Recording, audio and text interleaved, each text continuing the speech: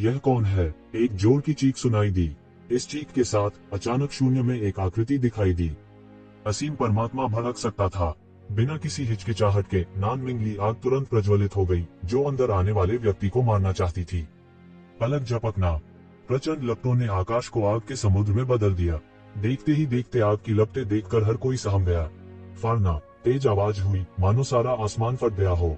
बड़े हाथों की एक जोड़ी शून्य से बाहर निकली और अचानक दोनों तरफ खींच गई, सीधे नानमिंगली फायर को अलग कर दिया। नानमिंगली फायर को तुरंत बड़े हाथों से पकड़ लिया गया और आकाश को भरने वाली चिंगारी में कुचल दिया गया। गठन स्थापित करें। आकृति अचानक चिल्लाई और फिर एक ही समय में कुछ आकृतियां बाहर निकली, एक गठन की स्थापना की। तुम सच में आ गए। तुम अपने आप को कम आंकते हो। फेंग नानटियन की आंखें कुछ ठंडी थीं। उसकी आंखें उदासीन थीं। जाहिर है उसे पहले से ही उम्मीद थी कि कोई परेशानी खड़ी करने आएगा और वह तैयार भी था। ये विशेषज्ञ लंबे समय से घात लगाए बैठे थे। ये जीवेन को एक झटके में पकड़ने का इरादा रखते थे।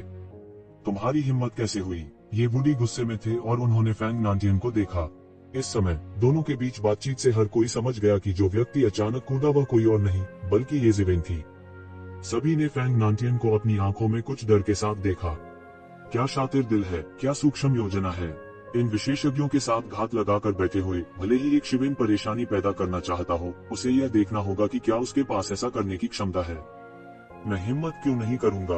आपका स्वर्गीय न्यायालय मुझे नियंत्रित नहीं कर सकता। फेंग नानटियन ने उपहास किया, फिर आकाश की ओर देखा और कहा, उन सभी को पकड़ लो। यदि वे विरोध करते हैं तो उन्हें मार डालो। जैसे ही उन्होंने बोलना समाप्त किया, दिव्य संरचना स्थापित हो गई। वे लंबे समय से प्रशिक्षण ले रहे थे और वे एक झटके में एक शिवेन को पकड़ने के लिए आज का इंतजार कर रहे थे। एक पल में कुछ लोगों ने एक कोने पर कब्जा कर लिया, जिससे एक विशाल दिव्य संरचना बन गई। ये सब देवता है।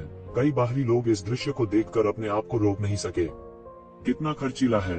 दाव की पुष्टि करने वाले विशेषज्ञों को किसी भी बल में फसल की मलाई माना जा सकता है। उन्होंने एक दिव्य संरचना को स्थापित करने के लिए एक बार में कुछ विशेषज्ञों को निकाला। यह कल्पनीय था कि इस बार प्राचीन फीनिक्स क्षेत्र तैयार किया गया था। फेंग नानटियन ने उपहास किया और उसकी आंखें बेहद ठंडी थी। स्क्रैम, एक जोर की चीख सुनाई दी और एक विशाल सुनहरा हाथ अचानक आसमान से नीचे गिर गया। बूम, एक धमाके के साथ संपूर्ण दिव्य संरचना हिंसक रूप से हिल गई। फिर दरारें दिखाई दी और बड़ी होती गईं। एक धमाके के साथ यह पूरी तरह से शून्य में बदल गया, प्रकाश की बारिश में बदल गया जो सभी दिशाओं में फैल गया। पू पू पू। इससे पहले कि जिन देवताओं ने ईश्वर की संरचना की स्थापना की थी वे प्रतिक्रिया कर सके, उन्हें उड़ते हुए भेजा गया और मुंह भर खून बहाया गया। यह कैसे संभव है? फेंग नानटियन की आंखें तुरंत फैल गईं। वह इस मामले के लिए पूरी तरह से तैयार थे। वह यह भी जानता था कि एक शिवेन ने पहले ही अपने दाव को साबित कर दिया था। आखिरकार यह कुछ ऐसा था जो 200 साल पहले हुआ था। यह अब कोई रहस्य नहीं था। इसकी जांच करने का हमेशा एक तरीका होगा। सामान्य स्थिति के अनुसार 200 साल पहले दाव हासिल करने वाले ये जीवेन क्या कर सकते थे? दिव्य गठन की स्थापना करने वाले स्वामी के बीच अमर स्तर के अंत में भी स्वामी थे। शुरुआती अमर स्तर को दबाने के लिए यह पर्याप्त से अधिक था। हालांकि उन्हें उम्मीद नहीं थी कि वह एक चाल से इसे तोड़ पाएंगे। अंतहीन हल्की बारिश छट गई और सभी ने आकाश में एक सियान आकृति देखी। यह और कौन हो सकता है यदि ये जीवेन नहीं होती? हा, तुम मून के लिए गए और घर आ गए। ये वुडी जोर से हंसे। ये जीवेन सीधे उतरी। उसकी अभिव्यक्ति ठंडी थी और उसकी आंखों में अकथनीय ठंडक थी। आप यहाँ पर क्या कर रहे हैं? फेंग नानटियन ने ठंडे चेहरे से पूछा। यदि वह उसे बिजली की गति से नीचे ले जा सके तो स्वाभाविक रूप से लोगों को डराना अच्छा होगा। हालांकि ये जीवेन ने इसे इतनी आसानी से तोड़ दिया था और वह वही था जिसे उसके चेहरे पर थप्पड़ मारा गया था। वह पहले से ही अपने दिल में पछता रहा था। अगर उसे पता होता कि ऐसा होगा तो वह खुद ही कर लेता। उसे विश्वास नहीं हो रहा था कि वह मात्र अमर स्तर से निपट नहीं सकता। हालांकि अब पछताना बेकार था। मैं यहाँ फीनिक्स किंग को श्रद्धांजलि देने आया हूँ, ये शिवेन ने धीरे से कहा, लेकिन उसकी आवाज बहुत तेज थी। एक पल में यह पूरे प्राचीन फीनिक्स वर्ल्ड में फैल गया। फेंग नानटियन के पक्ष के लोग और भी अधिक शर्मिंदा थे। ये जीवेन यहाँ उनके चेहरे पर थप्पड़ मारने और फीनिक्स किंग को श्रद्धांजलि देने के लिए आई थी। यह एक घोर उपहास था। फीनिक्स किंग की लाश के ठंडे होने से पहले ही उन्होंने ऐसा खौफनाक काम किया था। जैसा कि अपेक्षित था, अन्य कुलों के प्रतिनिधियों और बिजलीगरों के चेहरों ने उम्मीद के मुताबिक की अभिव्यक्ति प्रकट की। चाहे जो भी हो, ऐसा व्यवहार वास्तव में निंदनीय था। स्वाभाविक रूप से वे अत्यधिक तिरस्कारपूर्ण भी थे। हालांकि फेंग नानटियन अब कार्यवाहक कबीले के नेता थे। भविष्य में उसके पास आगे बढ़ने और प्राचीन फीनिक्स वर्ल्ड का नया फीनिक्स किंग बनने का अवसर हो सकता है। फीनिक्स किंग एक उपाधि थी जिसे अनगिनत लोगों ने पहचाना था। फीनिक्स कबीले का हर कबीले का नेता फीनिक्स किंग नहीं बन सकता था। आप एक बाहरी व्यक्ति हैं। फीनिक्स किंग को श्रद्धांजलि देने के लिए आपके पास क्या योग्यताएं हैं? फैंग नांटियन ने अपने दांत पीसते हुए कहा। वह ये ज़मीन के टुकड़े टुकड़े करने का इंतजार नहीं कर सकता था, लेकिन वह इसे सार्वजनिक रूप से नहीं कर सकता था। वह प्राचीन फीनिक्स वर्ल्ड के भीतर मतभेदों को सुलझा नहीं सका। वह कबीले के नेता के रूप में अपने अधिकार का उपयोग केवल इसे अस्थायी रूप से दबाने के लिए कर सकता था। इसके अलावा वह स्पष्ट रूप से महसूस कर सकता था कि हेवुडी के बगल वाला बूढ़ा अपनी दिव्य भावना का उपयोग करके उसे बंद कर रहा था। यह एक जबरदस्त चेतावनी थी। उसने फैंग नांटियन को अपनी आंखों में बिल्कुल नहीं डाला। फैंग नांटियन के दिल में बेहद गुस्सा था। जिन चीजों को करने की उसने योजना बनाई थी वे बार बार हुई। इससे कबीले के कार्यवाहक नेता के रूप में उनकी प्रतिष्ठा को झटका लगा था। क्या मैं एक बाहरी व्यक्ति हूं? मेघान फीनिक्स किंग की गोद ली हुई बेटी है। हर कोई जानता है कि वह फीनिक्स देवी है। चूंकि मैं उसका पति हूं, इसलिए मैं स्वाभाविक रूप से प्राचीन फीनिक्स वर्ल्ड का दामाद हूं। मुझे बाहरी कैसे माना जा सकता है? ये ज़िवेन ने उदासीनता से कहा। फैंग नांटियन ने घृणा में अपने दांत पीस लिए। तो ज़िवेन ने प्राचीन फीनिक्स वर्ल्ड और ड्रैगन द्वीप के बीच विवाह का उल्लेख नहीं किया था। यह ऐसा था जैसे यह मामला कभी हुआ ही ना हो। ये ज़िवेन ने जोर देकर कहा था कि हुआ मेंगान उसकी पत्नी थी। इसने फैंग नांटियन को पूरी तरह से अनुचित महसूस कराया था। आसपास के लोगों ने एक पल के लिए सोचा, यह वास्तव में वैसा ही था जैसा ये ज़िवेन ने कहा था। ये ज़िवेन प्राचीन फीनिक्स वर्ल्ड के दामाद थे, इसलिए वह स्वाभाविक रूप से एक बाहरी व्यक्ति नहीं थे। यह संघर्ष स्पष्ट रूप से प्राचीन फीनिक्स वर्ल्ड के आंतरिक संघर्ष का अग्रदूत था। यह सही है। मैंने कभी नहीं सुना कि एक दामाद अपने ससुर को सम्मान देने नहीं आ सकता। इस दुनिया में ऐसा कोई तर्क नहीं है। ठीक है। ये वुडी ने भी आग की लपटों को किनारे से हवा दी और कहा। फैंग नांटियन को खून की उल्टी जैसा महसूस हुआ। यदि आप फीनिक्स किंग को सम्मान देना चाहते हैं तो शोक हॉल में जाएं। तुम स्पष्ट रूप से यहाँ परेशानी पैदा करने आए हो और आप अभी भी यह कहने की हिम्मत करते हैं कि आप फीनिक्स किंग को सम्मान देने आए हैं। वह केवल अपने दांत भींच सकता था और बोला, यदि आप फीनिक्स किंग का सम्मान करना चाहते हैं तो कृपया दूसरी जगह जाएं। हमने एक शोक हॉल बनाया है। इससे कोई फर्क नहीं पड़ता कि आप कितने समय तक उनका सम्मान करना चाहते हैं, लेकिन आज हमारे सगाई समारोह को बाधित मत करो। फैंग नांटियन, ये ज़िवेन ने उसकी ओर ठंडी नजर डाली और कहा, मुझे परवाह नहीं है कि तुम ड्रैगन द्वीप के सामने झुकना और आत्मसमर्पण करना चाहते हो, लेकिन तुम्हारी बहुत सारी बेटियां हैं और तुम उन्हें मेरी पत्नी को देने पर जोर देते हो। क्या तुम्हें लगता है कि मैं क्या इसे अनदेखा कर सकते हैं? फैंग नांटियन को खून की उल्टी करने की इच्छा हुई। यह सच था कि उन्होंने ड्रैगन द्वीप के साथ गठबंधन किया था, लेकिन ड्रैगन द्वीप के सामने आत्मसमर्पण करने का उनका क्या मतलब था? ये शिवेन के शब्द उतने ही द्वेषपूर्ण थे जितना कोई सोच सकता है। उनके शब्दों ने उन्हें एक नीच व्यक्ति की स्थिति में पहुंचा दिया था, जिन्होंने कुछ ही छोटे वाक्यों में महिमा के लिए अपनी जाति को धोखा दिया था। अपनी बेटियों को ड्रैगन द्वीप में देने के बारे में यह क्या था? उनकी शादी ड्रैगन द्वीप के सामने आत्मसमर्पण करने के बारे में नहीं थी। ये ज़िवेन की आवाज मुश्किल से फीकी पड़ी ही थी कि प्राचीन फीनिक्स वर्ल्ड के कुछ विशेषज्ञों के चेहरे अजीब हो गए। ये लोग प्राचीन फीनिक्स वर्ल्ड के उच्च अधिकारी थे। वे जानते थे कि यह एक विशेष अवधि थी। हालांकि यह बहुत स्पष्ट था कि ड्रैगन द्वीप गठबंधन का नेतृत्व कर रहा था, इसलिए वे पहले कुछ उदास महसूस कर रहे थे। लेकिन ये शिवेन के कहने के बाद उन्होंने अचानक वही बात सोची। वे उतने असहनीय नहीं थे जितना कि एक शिवेन ने कहा था। हालांकि जितना अधिक वे इसके बारे में सोचते थे, वे उतने ही अधिक उदास हो जाते थे। वे प्राचीन फीनिक्स वर्ल्ड के फीनिक्स पूर्वज के सम्मानित वंशज थे। उनका खानदान नेक था, हालांकि उन्हें अब अपने अनगिनत वर्षों के पुराने प्रतिद्वंद्वी के सामने झुकना पड़ा। इसलिए स्वाभाविक रूप से उन्होंने अपने हृदय में बहुत दुखी महसूस किया। ये ज़िवेन, मुझे बदनाम मत करो। फैंग नांटियन का रंग राख हो गया। उसने दांत पीसते हुए कहा, यह बदनामी है या नहीं, आप इसे अपने दिल में जानते हैं।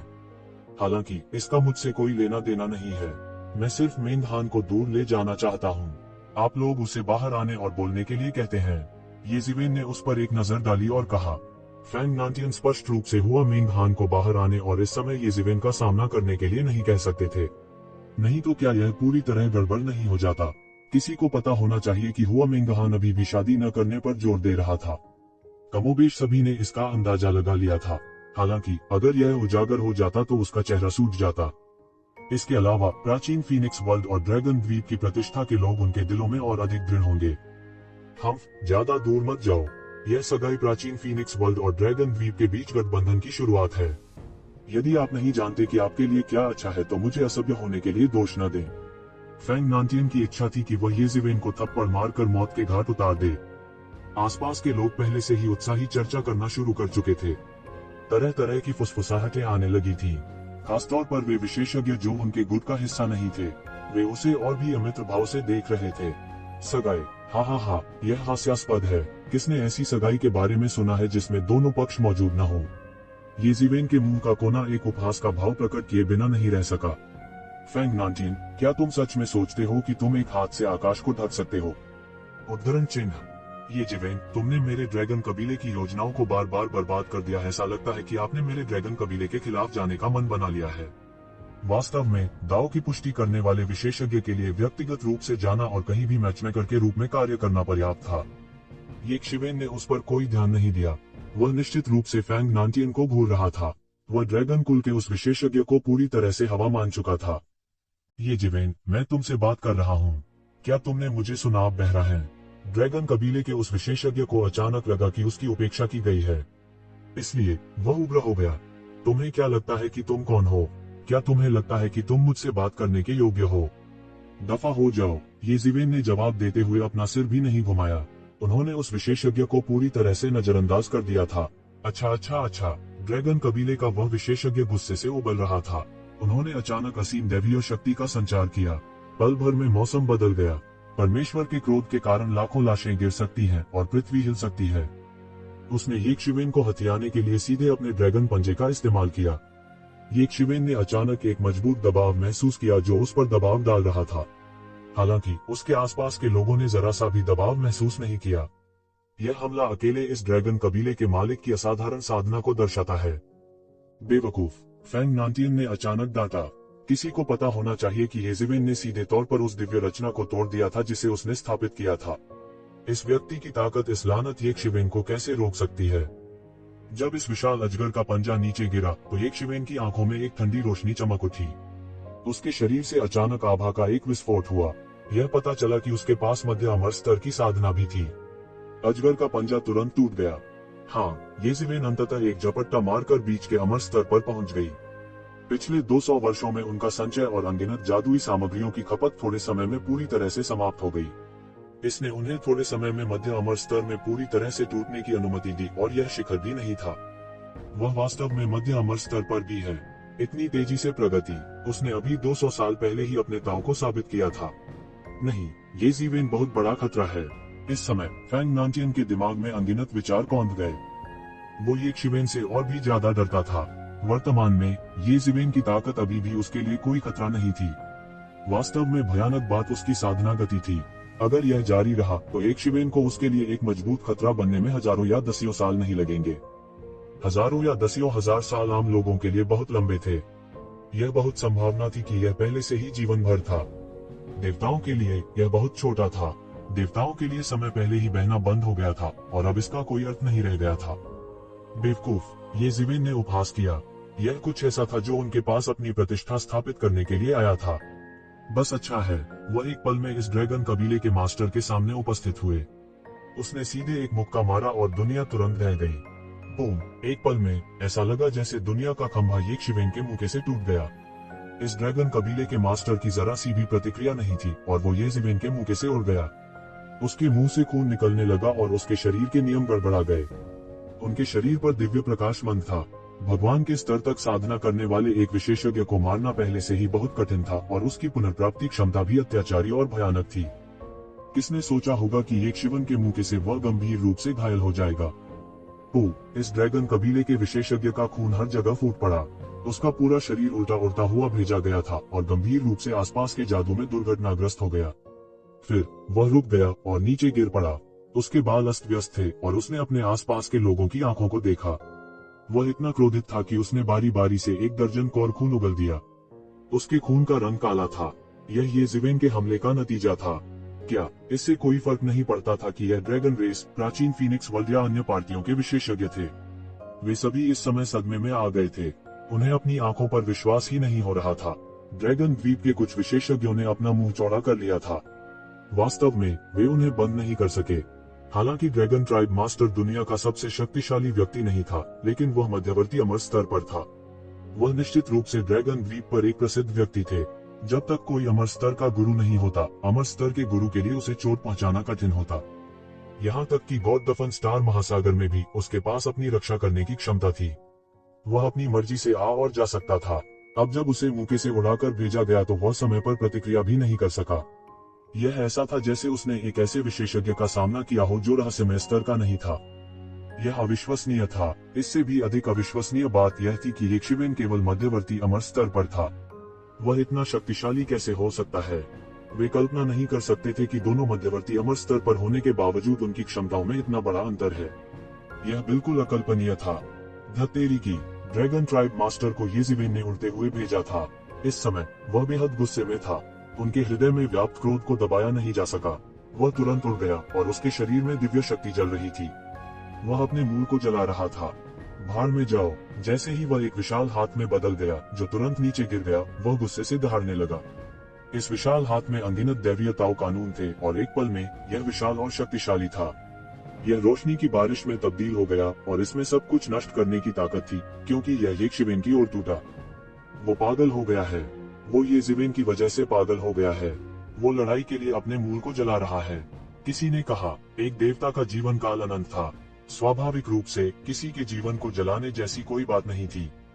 हालांकि देवताओं की अपनी विधियां भी थीं जो उनके मूल को जला रही थीं। एक भगवान के लिए मूल ही सब कुछ था। उत्पत्ति जितनी अधिक शक्तिशाली होगी, उनकी साधना उतनी ही अधिक शक्तिशाली होगी। उनकी उत्पत्ति को जलाने का परिणाम युद्ध के बाद या तो उनकी खेती को खराब कर देगा या एक अमिट चोट छोड़ देगा। जब तक वे लाइन पर अपने जीवन के साथ नहीं लड़ रहे थे, तब तक वे इसका उपयोग नहीं करेंगे। हालांकि इस व्यक्ति ने वास्तव में अपने मूल को जला दिया था। इसलिए सभी ने कहा कि येक्षिवेन के उकसावे के कारण वह पागल हो गया था। हालांकि सभी ने तब और भी अविश्वसनीय दृश्य देखा। उन्होंने येक्षिवेन के भावहीन चेहरे को देखा जब उसने तुरंत अपनी चाल चली। उसका बड़ा हाथ सीधे उस बड़े हाथ की ओर लपका जो मूल शक्ति के जलने से बना था। टकराना। ड्रैगन कबीले के विशेषज्ञ के बड़े हाथ को येज़िवेन ने तुरंत नष्ट कर दिया। यह एक बवंडर की तरह था जो बादलों को उड़ा ले गया। येक्षिवेन ने पल भर में बड़े हाथ को नष्ट कर दिया था। यह भयानक शक्ति येक्षिवेन के शरीर में समा गई थी और कुछ भी नहीं बचा था। येक्षिवेन द्वारा पूरी तरह से पचा लिया गया था और थोड़ा सा भी नहीं छोड़ा गया था।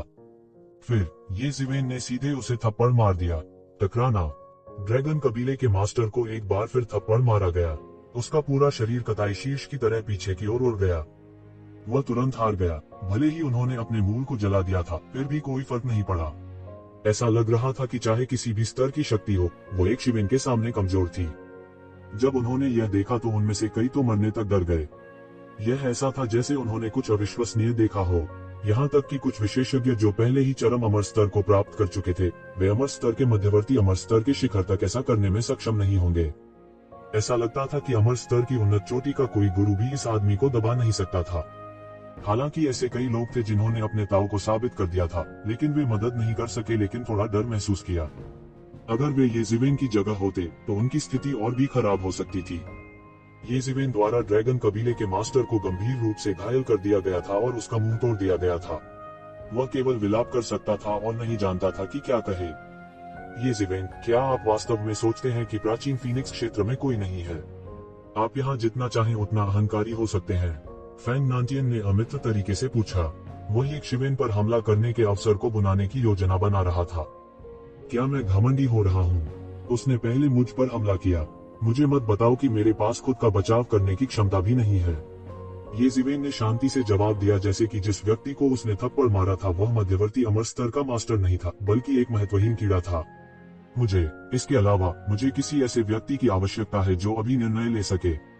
वह नहीं जानता कि वह कौन है और बाहर कूदने की उसकी हिम्मत कैसे हुई। वह अपनी ही कब्र खोद रहा है। उद्धरण चिन्ह। खूब कहा है। ये बूढ़ी ने ताली बजाई और कहा। ड्रैगन द्वीप के कुछ उस्तादों को भी दुख हुआ।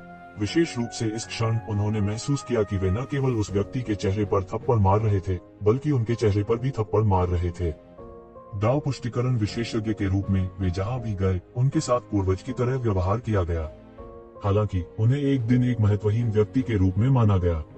इसके अलावा येक्षिवेन के घोर तिरस्कार ने उन्हें बहुत असहज महसूस कराया। हालांकि वे गुस्से में थे, फिर भी उन्होंने ऊपर जाने और येशिवेन से परेशान होने की हिम्मत नहीं की। क्या यह मजाक था? वे अभी जिद कर रहे थे। अगर वे वास्तव में ऊपर आए और येशिवेन द्वारा कीड़ों की तरह थप्पड़ मारे गए, तो वे वास्तव में महत्वहीन रईस होंगे और वे भविष्य में अपनी प्रतिष्ठा खो देंगे। दाव सत्यापनकर्ता की गरिमा एक बहुत बड़ा मजाक था। कई लोग उन्हें देख रहे थे। येशिवेन और फैंग नानटियन के बीच लड़ाई होनी चाहिए। उनके लिए झुकना असंभव था। दोनों के पास न देने के अपने कारण थे। ये कसीवेन, मुझे नहीं पता कि तुम किस खाई से आए हो, लेकिन अगर तुम मेरे बेटे की योजना को बर्बाद करना चाहते हो, तो मैं तुम्हें बिना दफनाने की जगह मरवा दूंगा। एओ डोंगशिंग उठ खड़ा हुआ और येशिवेन की ओर चल पड़ा। उसकी आंखें अतुलनीय रूप से ठंडी थीं और उसकी हत्या का इरादा विस्मयकारी था। तो क्या हुआ? यह पहली बार नहीं है जब मैंने आपके ड्रैगन कबीले की योजना को बर्बाद किया है। आपके ड्रैगन कबीले में अनगिनत लोग हैं जो मुझे मारना चाहते हैं। आपको क्या लगता है कि आप कौन है कतार में खड़े हो और एओ चाओजोंग को बाहर आने और बोलने के लिए कहें? येशिवेन ने कहा। हर कोई हैरान रह गया। केवल येशिवेन ने इस तरह बोलने की हिम्मत की। एओ चाओजोंग का उल्लेख नहीं है। एओ डोंगक्सिंग की खेती भी बहुत मजबूत थी। वह ड्रैगन द्वीप पर कोई छोटा व्यक्ति नहीं था। इस तरह उस पर चिल्लाने की हिम्मत किसकी थी? एओ डोंगक्सिंग इतने गुस्से में थे कि उनका चेहरा हरा हो गया। आखिरकार उसने महसूस किया जब येशिवेन ने फैंग नानटियन का सिर पकड़ लिया। वह वास्तव में आपसे सिर्फ एक मुंह से मौत की बात कर सकता था। आपने मेरे ड्रैगन कबीले की योजना को बार बार बर्बाद कर दिया है और आप अभी भी यहाँ आने का साहस करते हैं। मुझे लगता है कि तुम मौत को दावत दे रहे हो। एओ डोंगशिंग ने दांतों से कहा, यह तुम्हारा ड्रैगन वंश है जो मौत की दावत दे रहा है। बकवास करना बंद करो और एओ चाओजोंग को बाहर आने के लिए कहो। येशिवेन ने ठंडेपन से कहा। येशिवेन, ज्यादा अहंकारी मत बनो। ऐसा नहीं है कि मेरे पास तुम्हें मारने का कोई तरीका नहीं है। फैंग नानटियन ने कहा, मैं यहाँ केवल अपनी पत्नी को लेने आया हूँ। क्या यह गलत है? तुम कब तक मुझे बाधित करने का इरादा रखते हो? येशिवेन ने शांति से कहा, मेरा बेटा अब बाहर की दुनिया में लड़ रहा है। वह यहाँ नहीं आ सकता। तुमने यह बात समझ ली होगी, इसलिए तुम घमंडी होने की हिम्मत करते हो। अगर मेरा बेटा यहाँ है तो तुम इतनी गुस्ताखी नहीं कर पाओगी। एओ डोंगक्सिंग ने ठंडेपन से कहा, जहाँ एओ चाओजोंग लड़ रहा है उससे मेरा कोई लेना देना नहीं है, लेकिन वह मेरी महिला को चुराना चाहता है। मैं उसे जाने नहीं दूंगी। येशिवेन ने कहा, क्या आप अपनी जीभ काटने से नहीं डरते? क्या आप अपनी जीभ काटने से डरते नहीं है? शून्य से एक ठंडी आवाज आई। इसके तुरंत बाद अनगिनत आध्यात्मिक क्यूई एकत्रित हुए और धीरे धीरे एक अत्याचारी व्यक्ति के रूप में संघनित हो गए। उनके पास एक राजसी आकृति थी और उन्होंने एक अजगर की पोशाक पहन रखी थी जो बेहद शक्तिशाली दिख रहे थे। उसका चेहरा सुंदर था जैसे कि उसे चाकू से उकेरा गया हो और उसके सिर पर 2 ड्रैगन सींग ऐसे लग रहे थे जैसे वे 2 बार ड्रैगन में परिवर्तित होकर आकाश में उड़ने वाले हों। आओ चाओजोंग, वह यहाँ क्यों है?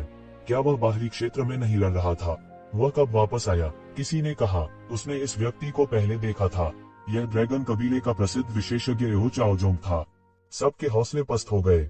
जिन 3 मुख्य पात्रों के बारे में हर कोई बात कर रहा था, उनमें से एक आखिरकार सामने आ गया। हालांकि सभी हैरान रह गए। एओ चाओजोंग ने कहा था कि वह नहीं आएंगे। वह यहाँ क्यों था? अगर एओ चाओजोंग व्यक्तिगत रूप से आता तो एओ डोंगशिंग निश्चित रूप से नहीं आता। हालांकि यह कहने में थोड़ा झिझक रहा था, लेकिन यह सच था। ड्रैगन द्वीप में एओ चाओजोंग की स्थिति एओ डोंगशिंग की तुलना में कहीं अधिक थी। इस दुनिया में सब कुछ एक के बल पर निर्भर करता है। येशिवेन ने अपनी मुक्ति की आंख खोली और एक पल के लिए उसे देखा। वह अचानक हंसा, आओ चाओजोंग, तुम सिर्फ एक क्लोन के साथ इतना ढीठ होना चाहते हो। यह सुनते ही सभी को होश आ गया। उन्होंने जल्दी से अपनी आंखें खोली और इसे देखा। हालांकि यह स्पष्ट नहीं था, वे कमोबेश यह बता सकते थे कि एओ चाओजोंग ने वास्तव में एक क्लोन का इस्तेमाल किया था। सभी को होश आया। कोई आश्चर्य नहीं कि एओ चाओजोंग व्यक्तिगत रूप से आ सके। हालांकि वे अभी भी एओ चाओजोंग से आने वाले एक मजबूत दबाव को महसूस कर सकते थे। यह निश्चित रूप से कुछ ऐसा नहीं था जो एक सामान्य दिव्य इंद्रिय क्लोन कर सकता था। एक सामान्य दैवीय इंद्रिय क्लोन की क्षमता इन दाव पुष्टिकरण विशेषज्ञों को इतना मजबूत दबाव महसूस कराने के लिए पर्याप्त नहीं थी। हालांकि येशिवेन की आंखों में सब कुछ बिल्कुल स्पष्ट था। एओ चाओजोंग ने एक दिव्य उपकरण की शक्ति उधार ली थी और इस दिव्य उपकरण पर उतरने के लिए अपनी दिव्य भावना का उपयोग किया था। इसके अलावा उन्होंने इस तरह के एक अद्भुत परिणाम को प्राप्त करने के लिए इस दैवीय उपकरण के भीतर की सारी शक्ति को जला दिया था। हालांकि इस लड़ाई के बाद कोई फर्क नहीं पड़ता कि कौन जीता या हार गया, यह दिव्य उपकरण निश्चित रूप से खत्म हो जाएगा। निश्चित रूप से वह एक प्रतिष्ठित परिवार से होने के योग्य थे। इस तरह का नव धनाढ्य निश्चित रूप से कोई आत्महीन खर्चीला नहीं था जिसकी तुलना येशिवेन से की जा सकती थी। वह ऐसा करने के लिए एक दिव्य उपकरण का उपयोग करने को तैयार नहीं था। पिताजी, इस बगवा ने हमारे ड्रैगन द्वीप का अपमान करने की हिम्मत की। आज मैं उसके खून को नदी की तरह बहा दूंगा। एओ चाओजोंग ने ठंडेपन से कहा, जहाँ तक साथ व्यवहार करने की बात है, तुम केवल एक अमर स्तर की मध्यवर्ती अवस्था हो। मेरे वास्तविक शरीर के अवतरण की कोई आवश्यकता नहीं है। यहाँ तक मैं भी तुम्हें मारने के लिए काफी हूँ। एओ चाओजोंग के शरीर से एक अजगर की हल्की सी दहाड़ सुनाई दे रही थी। जैसे ही उसके शरीर पर चमकते लबादे का एक सेट दिखाई दिया। वस्त्रों पर सूर्य, चंद्रमा और तारों के साथ साथ संसार के सभी जीवित प्राणियों के चित्र खुदे हुए थे। ऐसा लग रहा था जैसे उसने अपने शरीर पर एक पूरी दुनिया पहन ली हो। आओ चाओजोंग से उम्मीद के मुताबिक यह सिर्फ एक क्लोन है और यह पहले से ही इतना प्रभावशाली है। ड्रैगन द्वीप पर इस तरह के चरित्र के साथ वास्तव में भविष्य में पैट्रिक ड्रैगन जैसा एक और चरित्र हो सकता है। मुझे डर है कि येजिवेन इस समय बड़ी मुसीबत में है। उसकी खेती बहुत अच्छी है, लेकिन यह अभी भी एओ चाओजोंग की तुलना में अतुलनीय है। ये सिर्फ एक क्लोन है और यह पहले से ही इतना शक्तिशाली है। मैं सोच भी नहीं सकता कि अगर उसका असली शरीर उतर जाता तो वह कितना अत्याचारी होता। बहुत से लोग येजिवेन को हेय दृष्टि से देखने लगे। हालांकि अभी अभी येजिवेन का प्रदर्शन भी आश्चर्यजनक था, लेकिन ऐसा लग रहा था कि उसके और एओ चाओजोंग की प्रतिष्ठा के बीच एक अंतर था जो वर्षों से जमा हुआ था। खासकर जब यह सिर्फ एक क्लोन था, तो किसी ने नहीं सोचा था कि येजिवेन जीतने में सक्षम होगी यदि उसका असली शरीर नीचे उतरता है। फैंग नांटियन ने उन दोनों को अपने मुंह के कोने पर उपहास के साथ देखा। अपनी पहचान और येवुडी के बगल वाले बूढ़े व्यक्ति की चेतावनी के कारण वह कुछ नहीं कर सका। हालांकि एओ चाओजोंग को ऐसी कोई चिंता नहीं थी। ड्रैगन द्वीप प्राचीन फीनिक्स क्षेत्र नहीं था जिसने बहुत ताकत खो दी थी। उन्हें प्राचीन स्वर्गीय न्यायालय की इच्छा के अनुसार कार्य करने की आवश्यकता नहीं थी। जब एओ चाओजोंग ने येजिवेन को मार डाला तो कोई समस्या होने पर ड्रैगन द्वीप को दोष देना होगा और इसका उनसे कोई लेना देना नहीं होगा। यह स्वाभाविक रूप से सबसे अच्छा परिणाम था। उसने नहीं सोचा था कि येजिवेन एओ चाओजोंग को हरा सकता है, भले ही वह एक क्लोन ही क्यों न हो। येजिवेन, हुआ मैदान को लेकर तुम्हें मुझसे लड़ने का क्या अधिकार है? एओ चाओजोंग ने ठंडेपन से कहा। वह तुरंत लड़ाई शुरू करने का इरादा नहीं रखता था। क्या मुझे अभी भी तुम्हारे साथ लड़ने की जरूरत है? शुरुआत करने के लिए मेघान मेरी पत्नी है। अब मुझे किस कारण की आवश्यकता है? येजिवेन ने जैसे को तैसा कहा। वे दोनों अपनी भव्य आभा बिखेर रहे थे। वे दूसरी पार्टी को अपने दिलों को कुचलने का मौका नहीं देंगे। येजिवेन का शरीर प्रकाश की बहुरंगी किरणों से खिल रहा था। बहने वाली रोशनी छलक रही थी और यह चमकता हुआ जेब जैसा लग रहा था। वह युद्ध के एक प्राचीन देवता की तरह कदम दर कदम आगे बढ़ा। अच्छा येजिवेन, उसे मार डालो। वह सिर्फ एक जूनियर है और वह इतना अहंकारी होने की हिम्मत करता है। क्या वह वास्तव में सोचता है कि वह पैट्रिक ड्रैगन है? येवुडी बाहर नहीं रहना चाहते थे। वह पक्ष से खुश हो गया। ऐसा लग रहा था जैसे वह दुनिया को अराजकता में देखना चाहता था और उसे इस मामले की बिल्कुल भी परवाह नहीं थी। आओ चाओजोंग, मेंगहान तुम्हें पसंद नहीं करता, इसलिए तुम्हें इस विचार को छोड़ देना चाहिए। सबसे मजबूत रक्त रेखा से तुम्हारा क्या मतलब है? तुम्हारे ड्रैगन द्वीप को सपने देखना बंद कर देना चाहिए। जब तक मैं जिंदा हूँ, मैं तुम्हें अपनी मर्जी से चलने नहीं दूंगी। येजिवेन ने ठंडेपन से कहा। इससे कोई फर्क नहीं पड़ता कि वह मुझे पसंद करती है या नहीं। समय के साथ भावनाओं की खेती की जा सकती है। जहाँ तक बात है, बड़ी बात मत करो। अगर मैं तुम्हें मारना चाहता हूँ तो मुझे कोई नहीं रोक सकता। एओ चाओजोंग ने ठंडेपन से कहा। उसने येजिवेन को ऐसे देखा जैसे वह किसी कीड़े को देख रहा हो। वास्तव में येजिवेन उसकी नजरों में बस कोई नहीं था। उसने येजिवेन को एक समान प्रतिद्वंद्वी के रूप में नहीं माना। आओ और कोशिश करो। येजिवेन ने हार नहीं मानी। एओ चाओजोंग ने बोलने से पहले हमला करने की पहल की। उसने एक हाथ से येजिवेन की गर्दन पकड़ ली। उसने येजिवेन की बिल्कुल भी परवाह नहीं की। वह उसे हथियाना चाहता था। येजिवेन भी मात नहीं खाना चाहती थी। उसने बिजली की तरह हमला किया। आक्रमण करते ही उसके हाथ में अनंत शक्ति का संचार हो गया। उसने अपनी 5 उंगलियों को मुट्ठी में जकड़ लिया और मुक्का मारा। टकराना। उन दोनों ने उस समय हमला किया जब एक चिंगारी एक चकमक पत्थर से उड़ती है। इक्का दुक्का लोग ही मौजूद थे जो इसे देख सकते थे। बहुत से लोगों को नहीं पता था कि क्या हो रहा है, लेकिन दोनों ने पहले ही मारपीट कर ली थी। बूम! शून्य मौके पर गिर गया और दरारें बन गईं। फिर वे मकड़ी के जाले की तरह सभी दिशाओं में फैल जाते हैं। भूस्खलन या सुनामी जैसी दरारों से एक भयानक शक्ति निकली। यह बहुत भयानक था। यह एक अद्वितीय और भयानक शक्ति थी जो उनके दोनों हाथों से निकल रही थी। हिंसक शक्ति उनके दोनों हाथों से छूट गई और सभी दिशाओं में लुढ़क गई। उसी समय स्वर्गीय फीनिक्स झील का निर्माण फिर से जीवित हो गया और परिणाम को शून्य में बदल दिया।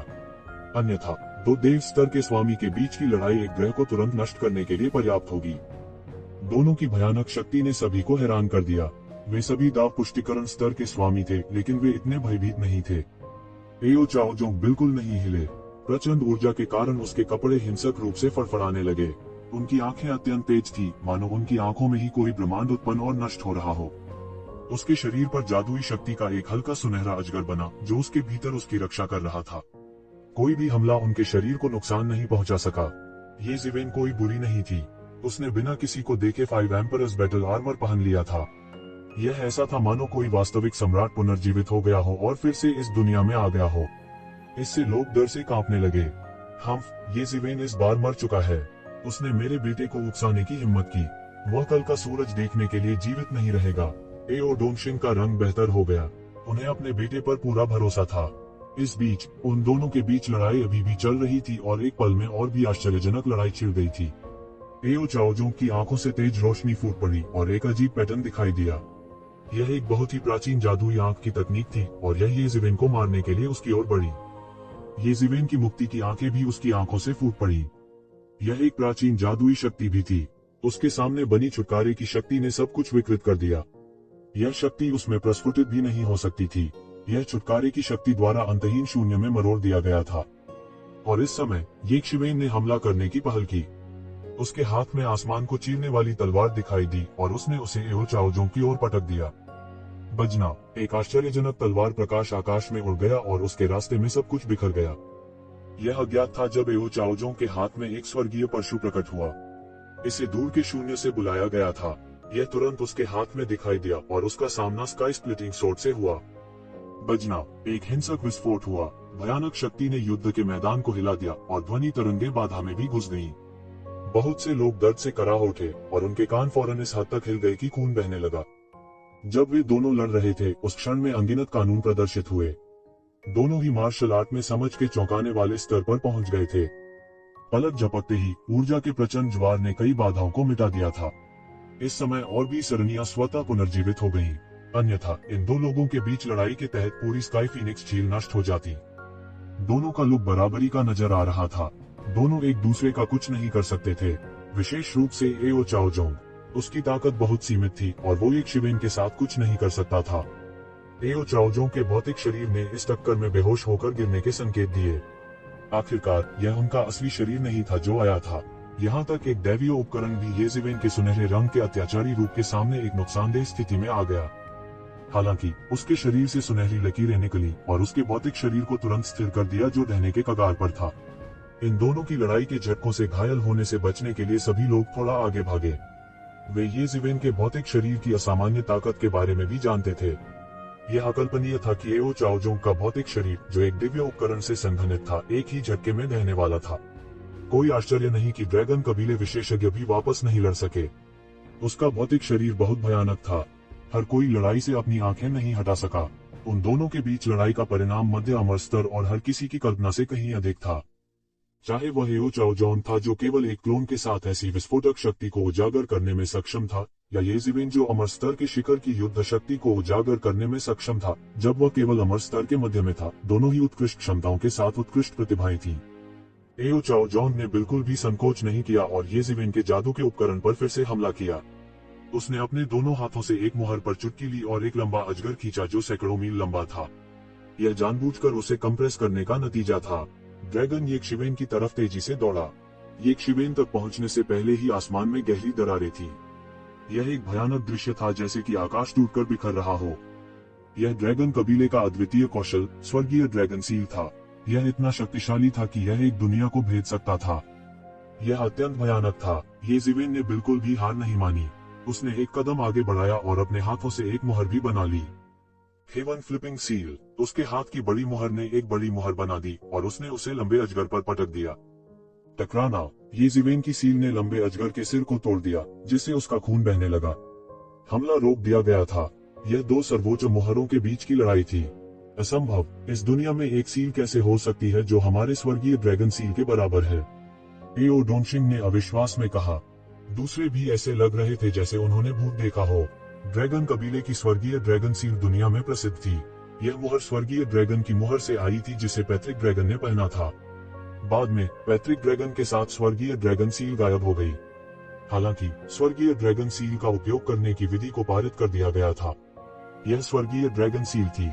यह पैट्रिक ड्रैगन द्वारा छोड़ी गई एक शक्तिशाली मुहर थी। यह अत्यंत भयंकर और दबंग था। दुनिया में स्वर्गीय ड्रैगन सील की तुलना में एक मुहर मिलना दुर्लभ था। यह हेवन फ्लिपिंग सील कहां से आई? यह इतना शक्तिशाली था। टकराना, टकराना, टकराना। दोनों ओर से शक्तिशाली सील आकाश में ऐसे लड़ती रही जैसे दो विशाल रोबोट आकाश में टकरा रहे हों। उन दोनों के बीच की लड़ाई आसान लग रही थी, लेकिन जो लोग वास्तव में समझ गए उन्हें पता होगा कि वे दोनों पहले ही कानून के स्तर पर चढ़ चुके थे। उन दोनों के बीच की लड़ाई साधारण लग रही थी, लेकिन वास्तव में ऐसा नहीं था। उन दोनों ने जिन मुहरों का जादू किया था वे सच्चे ईश्वर की कलाकृतियां नहीं थीं। इसके बजाय वे कानूनों के भौतिक रूप थे जो पहले ही ठोस हो चुके थे। एओ चाओ जोंग ने एक हाथ में स्वर्गीय प्राचीन परशु धारण किया था और दूसरे हाथ में स्वर्गीय ड्रैगन सील अपने रास्ते में सब कुछ बिखरते हुए नीचे गिरती रही। ये जिवेन के एक हाथ में स्काई ब्रेकिंग सोर्ड और दूसरे हाथ में ओवरटर्निंग स्काई सील थी। उनमें से कोई भी देने को तैयार नहीं था और वे जैसे को तैसा जा रहे थे। वे दोनों ऐसे लड़े जैसे दो प्रज्वलित सूर्य आपस में टकरा रहे हों। स्वर्ग और पृथ्वी कांपने लगे और शून्य पारभासी हो गया, मानो इसे क्रिस्टल में बदल दिया गया हो। सभी प्रकार के कानून आपस में गुथे हुए हैं, एक दूसरे को निकलते और दूर भगाते हैं। कोई नहीं बता सकता था कि कितने कानून प्रकट हुए थे। अपने साधना के स्तर पर वे लंबे समय से सादृश्य द्वारा चीजों को समझने में सक्षम थे और सब कुछ उतना सरल नहीं था जितना साधारण लोगों ने कल्पना की थी। ये सिवेन, तुम सिर्फ एक नन्हे अमर स्तर के हो। तुम्हें मुझसे मुकाबला करने का क्या अधिकार है? मैं आज तुम्हें वही मार दूंगा। एओ चाओजोंग की अभिव्यक्ति ठंडी थी। ये जिवेन की अत्याचारी ताकत ने उसे थोड़ा चौंका दिया था। अपने अभिमान के साथ भी वह भी थोड़ा हैरान महसूस कर रहा था। कोई भी कल्पना कर सकता है कि एक शिवेन से उसे किस हद तक झटका लगा होगा। आइए देखें कि आप अपने भगवान की कलाकृतियों को कितने समय तक जला सकते हैं। एक शिवेन ने उपहास किया और उसका सामना किया। एओ चाओजोंग वास्तव में एक कठिन प्रतिद्वंद्वी थे। उन्होंने अमर स्तर के मध्य चरण में प्रवेश किया था। अपनी साधना से वह अमर स्तर के शिखर का भी मुकाबला कर सकता था। हालांकि उसने अपनी पूरी ताकत का इस्तेमाल नहीं किया था। एओ चाओजोंग सिर्फ एक दिव्य विचार था। वह ताकत जो वह एक ईश्वरीय कलाकृति की मदद से प्राप्त कर सकता था, निश्चित रूप से उसकी प्रतिष्ठा पर खरा उतरा। हालांकि चाहे कुछ भी हो, उसके पास कोई रास्ता नहीं था। शत्रु कितना भी शक्तिशाली क्यों न हो, उसे हार मानने के लिए पर्याप्त नहीं था। मौत से लड़ना ही एकमात्र रास्ता था।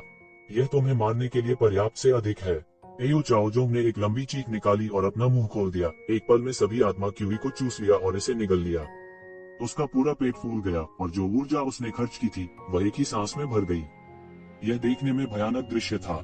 उसके हाथ में स्वर्गीय परशु एक लुभावनी आभा के साथ प्रस्फुटित हुआ जो आकाश के ऊपर उठा। उसका शरीर स्वर्गीय परशु के मार्शल तरीके से एकीकृत हो गया था और उसकी आभा आसमान छू गई थी। बस डराने वाली आभा ही किसी को भी डर से कांपने के लिए काफी थी। तो जिवेन को मात नहीं देनी थी। उसने तलवार कला का संचालन किया और स्काई स्प्लिटिंग तलवार की रोशनी फूट पड़ी, आकाश में दौड़ पड़ी और दुनिया को आधे हिस्से में काट दिया। गड़गड़ाहट, एक जोर की गड़गड़ाहट सुनाई दी और सैकड़ों मील लंबी एक दरार बन गई। यह आकाश में चला गया और आकाश से नीचे उतरते हुए सबसे पहले एओ चाओजोंग पर हमला किया। तुम अपने मुख्य शरीर में नहीं हो और तुम मुझे मारना चाहते हो। क्या तुम्हें नहीं लगता कि तुम बहुत ज्यादा सोच रहे हो? ये जिवेन की तलवार की रोशनी रुकने का नाम नहीं ले रही थी। उनकी तलवार की रोशनी सर्वोच्च तलवार इच्छा के साथ एकीकृत थी।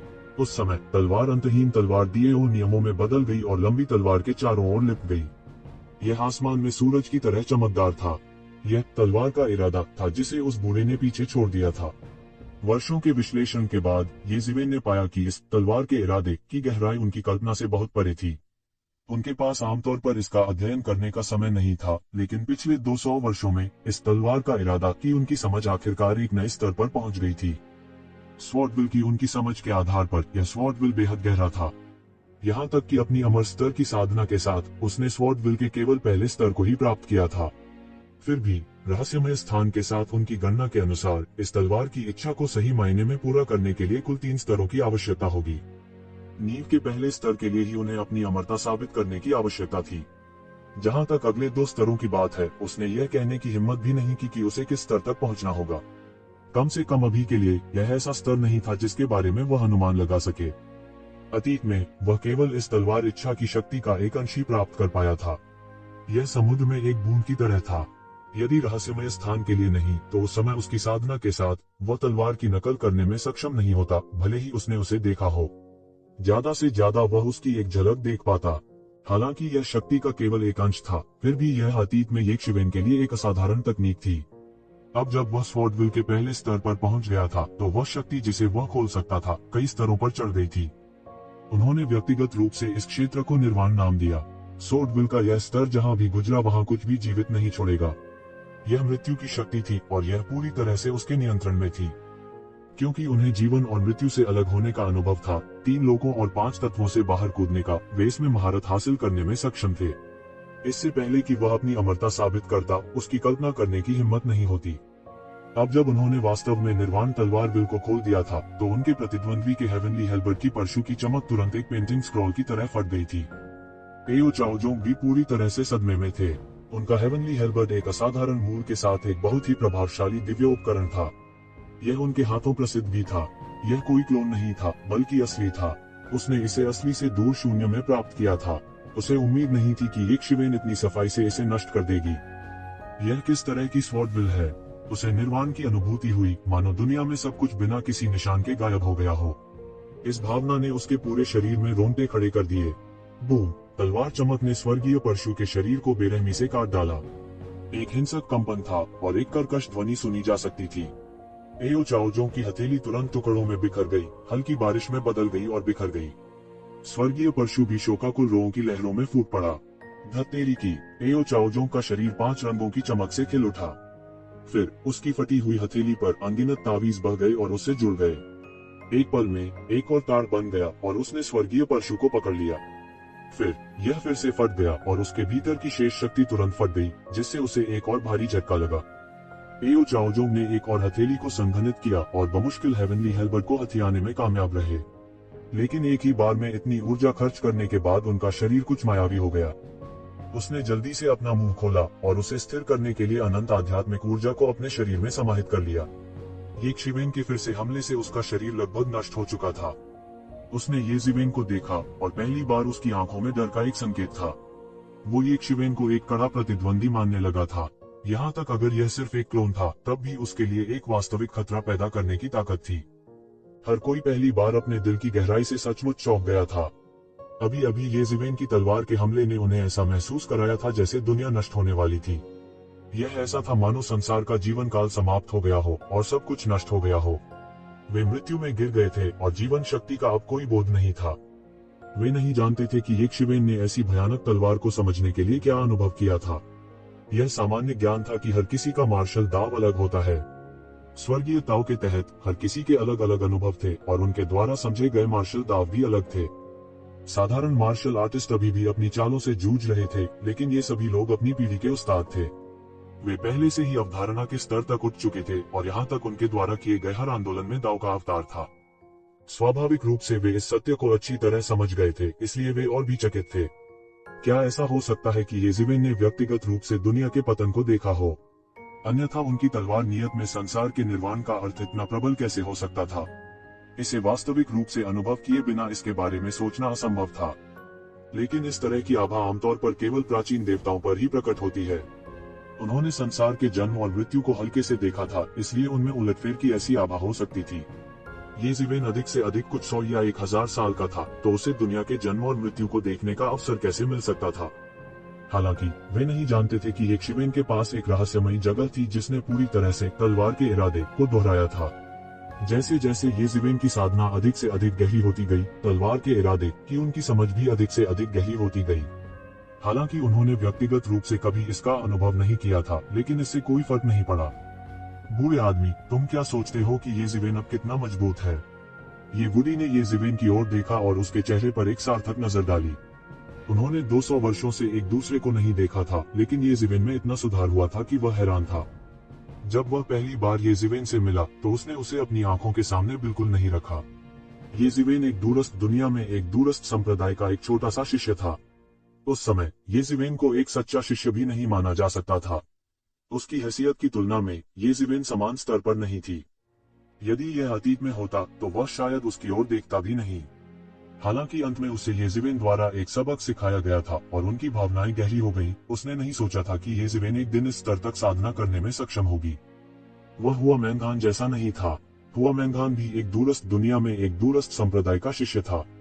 हालांकि उसके पास स्वर्गीय फीनिक्स बॉडी की रक्तरेखा थी, इसलिए अगर वह खोजी नहीं गई तो कोई बात नहीं। हालांकि उसके खोजे जाने के बाद उसकी भविष्य की संभावनाएं असीम होंगी। वह अच्छी तरह जानता था कि यह शरीर प्राचीन फीनिक्स वर्ल्ड के लिए क्या मायने रखता है, इसलिए हुआ मैंगान के लिए कोई उपलब्धि होना बहुत सामान्य बात थी। लेकिन ये ज़िवेन अलग थी। वह एक सच्चे नश्वर थे और उनकी कोई असाधारण पृष्ठभूमि नहीं थी। उन्हें किसी संप्रदाय का सहारा भी नहीं था। वह आज जहाँ थे वहां तक के लिए उन्होंने अपने प्रयासों पर भरोसा किया। यहाँ तक उनके जैसे अहंकारी को भी सिर झुकाकर हार माननी पड़ी। इसीलिए उन्होंने हुआ मैंगान को अपनी भाभी के रूप में पहचाना। अगर यह कुछ 100 साल पहले होता तो यह अकल्पनीय होता। उसकी मौजूदा ताकत के साथ आप भी उसके लिए कोई मुकाबला नहीं कर सकते। वह तुमसे अलग है। आपको दानव सम्राट की विरासत में मिली है, इसलिए आपने जो सीखा है उसे अपनी खुद की एक प्रणाली कहा जा सकता है। दूसरी ओर उसने जो सीखा है वह बहुत जटिल है। अभी अभी उस छोटे से आदान प्रदान में उसने पहले से ही कई ईश्वर स्तरीय मार्शल आर्ट प्रदर्शित किए, जिनमें से लगभग सभी शीर्ष स्तरीय मार्शल आर्ट थे। आपने जो सीखा है वह भी आपने जो सीखा है उससे कमतर नहीं है। उसके पीछे बूढ़ा स्वाभाविक रूप से एल्डर म्यू था, जो अब ये वुडी का संरक्षक था। ये शिवेन ने अंदाजा लगा लिया था कि म्यू लाओ की ताकत सिर्फ उनका खुद का अनुमान था। यदि म्यू लाओ ने अपने दाव को सिद्ध नहीं किया होता तो वह स्वर्गीय न्यायालय के प्राचीन युग से अब तक कैसे जीवित रह सकता था। दानव जाति का जीवन काल औसत मानव की तुलना में बहुत लंबा था, लेकिन यह इस हद तक नहीं था। अब ऐसा लग रहा था कि एक शिवेन अभी भी अथाह था। केवल वही जानता था कि वह वास्तव में कितना मजबूत था। इन अत्याचारी भगवान स्तर की मार्शल आर्ट पर भरोसा करते हुए ये ज़िवेन की ताकत उसके दायरे से बहुत दूर कही जा सकती है। हालांकि एक छिपी हुई चिंता भी है। यह अभी स्पष्ट नहीं हो सकता है, लेकिन भविष्य में वह निश्चित रूप से परेशान होगा। ये martial art, in martial art में से किसी एक की जब चरम सीमा तक खेती की जाती है तो इसे एक महान तरीके के निर्माण का अस्तित्व कहा जा सकता है। चाहे वह उल्टी आकाश की मोहर हो, पुनर्जन्म के 6 रास्ते मुट्ठी या उसकी तलवार का इरादा, सभी को असाधारण कहा जा सकता है। यदि इनमें से किसी एक में भी महारत हासिल है तो इसे अजेय कहा जा सकता है। लेकिन उसने वास्तव में एक ही समय में इतनी सारी खेती की है। लेकिन अजीब बात यह है कि तार्किक रूप से बोलना उसके लिए इतने कम समय में एक ही समय में इतने सारे मार्शल आर्ट की खेती करना असंभव है। ये मार्शल आर्ट एक ही प्रणाली से संबंधित नहीं है और न ही यह कहा जा सकता है कि इनके बीच कोई संबंध है। यह मार्शल आर्ट प्रणाली की तरह नहीं है जिसे आपने विकसित किया है। यदि आप स्वयं को साधना के लिए बाध्य करते हैं तो मुझे डर है कि इस समय वह रहस्यमय क्षेत्र तक साधना करने में भी सक्षम न हो। यह थोड़ा अजीब है। ये वुडी चकराया। वह कमोबेश ये ज़िवेन के बारे में जानता था, लेकिन यह एक रहस्य था जिसका उसे सख्ती से पालन करना था। उसने म्यू लाओ को इसका जरा सा भी खुलासा नहीं किया। नहीं तो ये शिवेन की मौत हो सकती है, लेकिन उसकी असली ताकत का अंदाजा लगाना आसान नहीं है। मुझे डर है कि वह शाश्वत दायरे के करीब है। अगर तुम जल्दी नहीं करोगे तो वह निश्चित रूप से तुमसे आगे निकल जाएगा। म्यू लाओ ने ये वुडी को देखा और कहा। इस समय ये वुडी गंभीर हो गए। शायद उसे वास्तव में वह रास्ता चुनना चाहिए, या वह वास्तव में ये शिवेन द्वारा पीछे छोड़ दिया जाएगा। बगल में फैंग नांटियन का रंग भी बदसूरत था। ये ज़िवेन की निर्वाण तलवार सार ने भी उन्हें चौंका दिया था। उस विशाल तलवार सार ने उसे खतरे का भी आभास कराया। यदि ये ज़िवेन की साधना कुछ हद तक थोड़ी अधिक थी तो इस बात की बहुत संभावना थी कि ये ज़िवेन उसे गंभीर रूप से घायल कर सकती थी या उसे मार भी सकती थी। यह सोचकर उसके हाव भाव और भी भद्दे हो गए। उसका चेहरा राख हो गया था और उसका चेहरा पानी की तरह उदास था। यदि इस तथ्य के लिए नहीं कि हर कोई मौजूद था और म्यू लाओ बगल से देख रहा था तो वह हमला किए बिना नहीं रह सकता था। इतना खतरनाक आदमी अब भी इतनी तेज गति से बढ़ रहा था। यह बहुत खतरनाक था। हर कोई इसके बारे में बात कर रहा था, प्रत्येक अपनी अपनी योजना के साथ। उनके दिलों में ये शिवेन के खतरे के बारे में उनका आकलन कई स्तरों पर बढ़ गया था। ये ज़िवेन की अभिव्यक्ति शांत थी और वह बिल्कुल भी डगमगाया नहीं। उसने एओ चाओजोंग पर हमला करने के लिए अराजकता का फायदा भी नहीं उठाया। इस समय केवल वही स्थिति को सबसे अच्छी तरह से जानता था। वह अपने दिल में कड़वाहट से मुस्कुराया। जब से उन्होंने निर्वाण तलवार के इरादे में महारत हासिल की थी, यह पहली बार था जब उन्होंने इसे पूरी तरह से इस्तेमाल किया था, इसलिए कुछ चीजें ऐसी थी जिनकी उन्हें उम्मीद नहीं थी। उस तलवार ने उसके शरीर के सारे आध्यात्मिक सार को लगभग खत्म कर दिया था। उस समय वह सिर्फ एक मजबूत मोर्चा बना रहा था। अगर कोई उस पर हमला करता तो वह पल भर में गंभीर रूप से घायल हो जाता। बेशक अत्याचारी गोल्डन बॉडी के साथ भले ही यह केवल उसका भौतिक शरीर था, वह एक पुष्पवन नहीं था। आखिरकार उसके और शिखर युद्धक शक्ति के बीच अभी भी बहुत बड़ा अंतर था। बेशक अमर स्तर के संदर्भ में उन्हें विश्वास नहीं था कि कोई भी उनकी तलवार के हमले का सामना कर सकता है। यहाँ तक अगर एओ चाओजोंग खुद यहाँ होते तो भी उनका हाथ नष्ट हो जाता। तब तक यह एक ऊर्जा अवतार जितना सरल नहीं होगा जिसे सुधारा जा सके। इस समय उन्होंने इस अवसर का लाभ उठाते हुए फीनिक्स रीजनरेशन तकनीक को चलाया। अपने दिव्य शंख की सहायता से उन्होंने कुछ ही सांसों में अपनी अधिकांश शक्ति पुनः प्राप्त कर ली थी। कुछ ही सांसों में वह लगभग ठीक हो गया था। आओ चाओजोंग, क्या तुम अभी भी सोचते हो कि तुम मुझे मार सकते हो? क्या मजाक?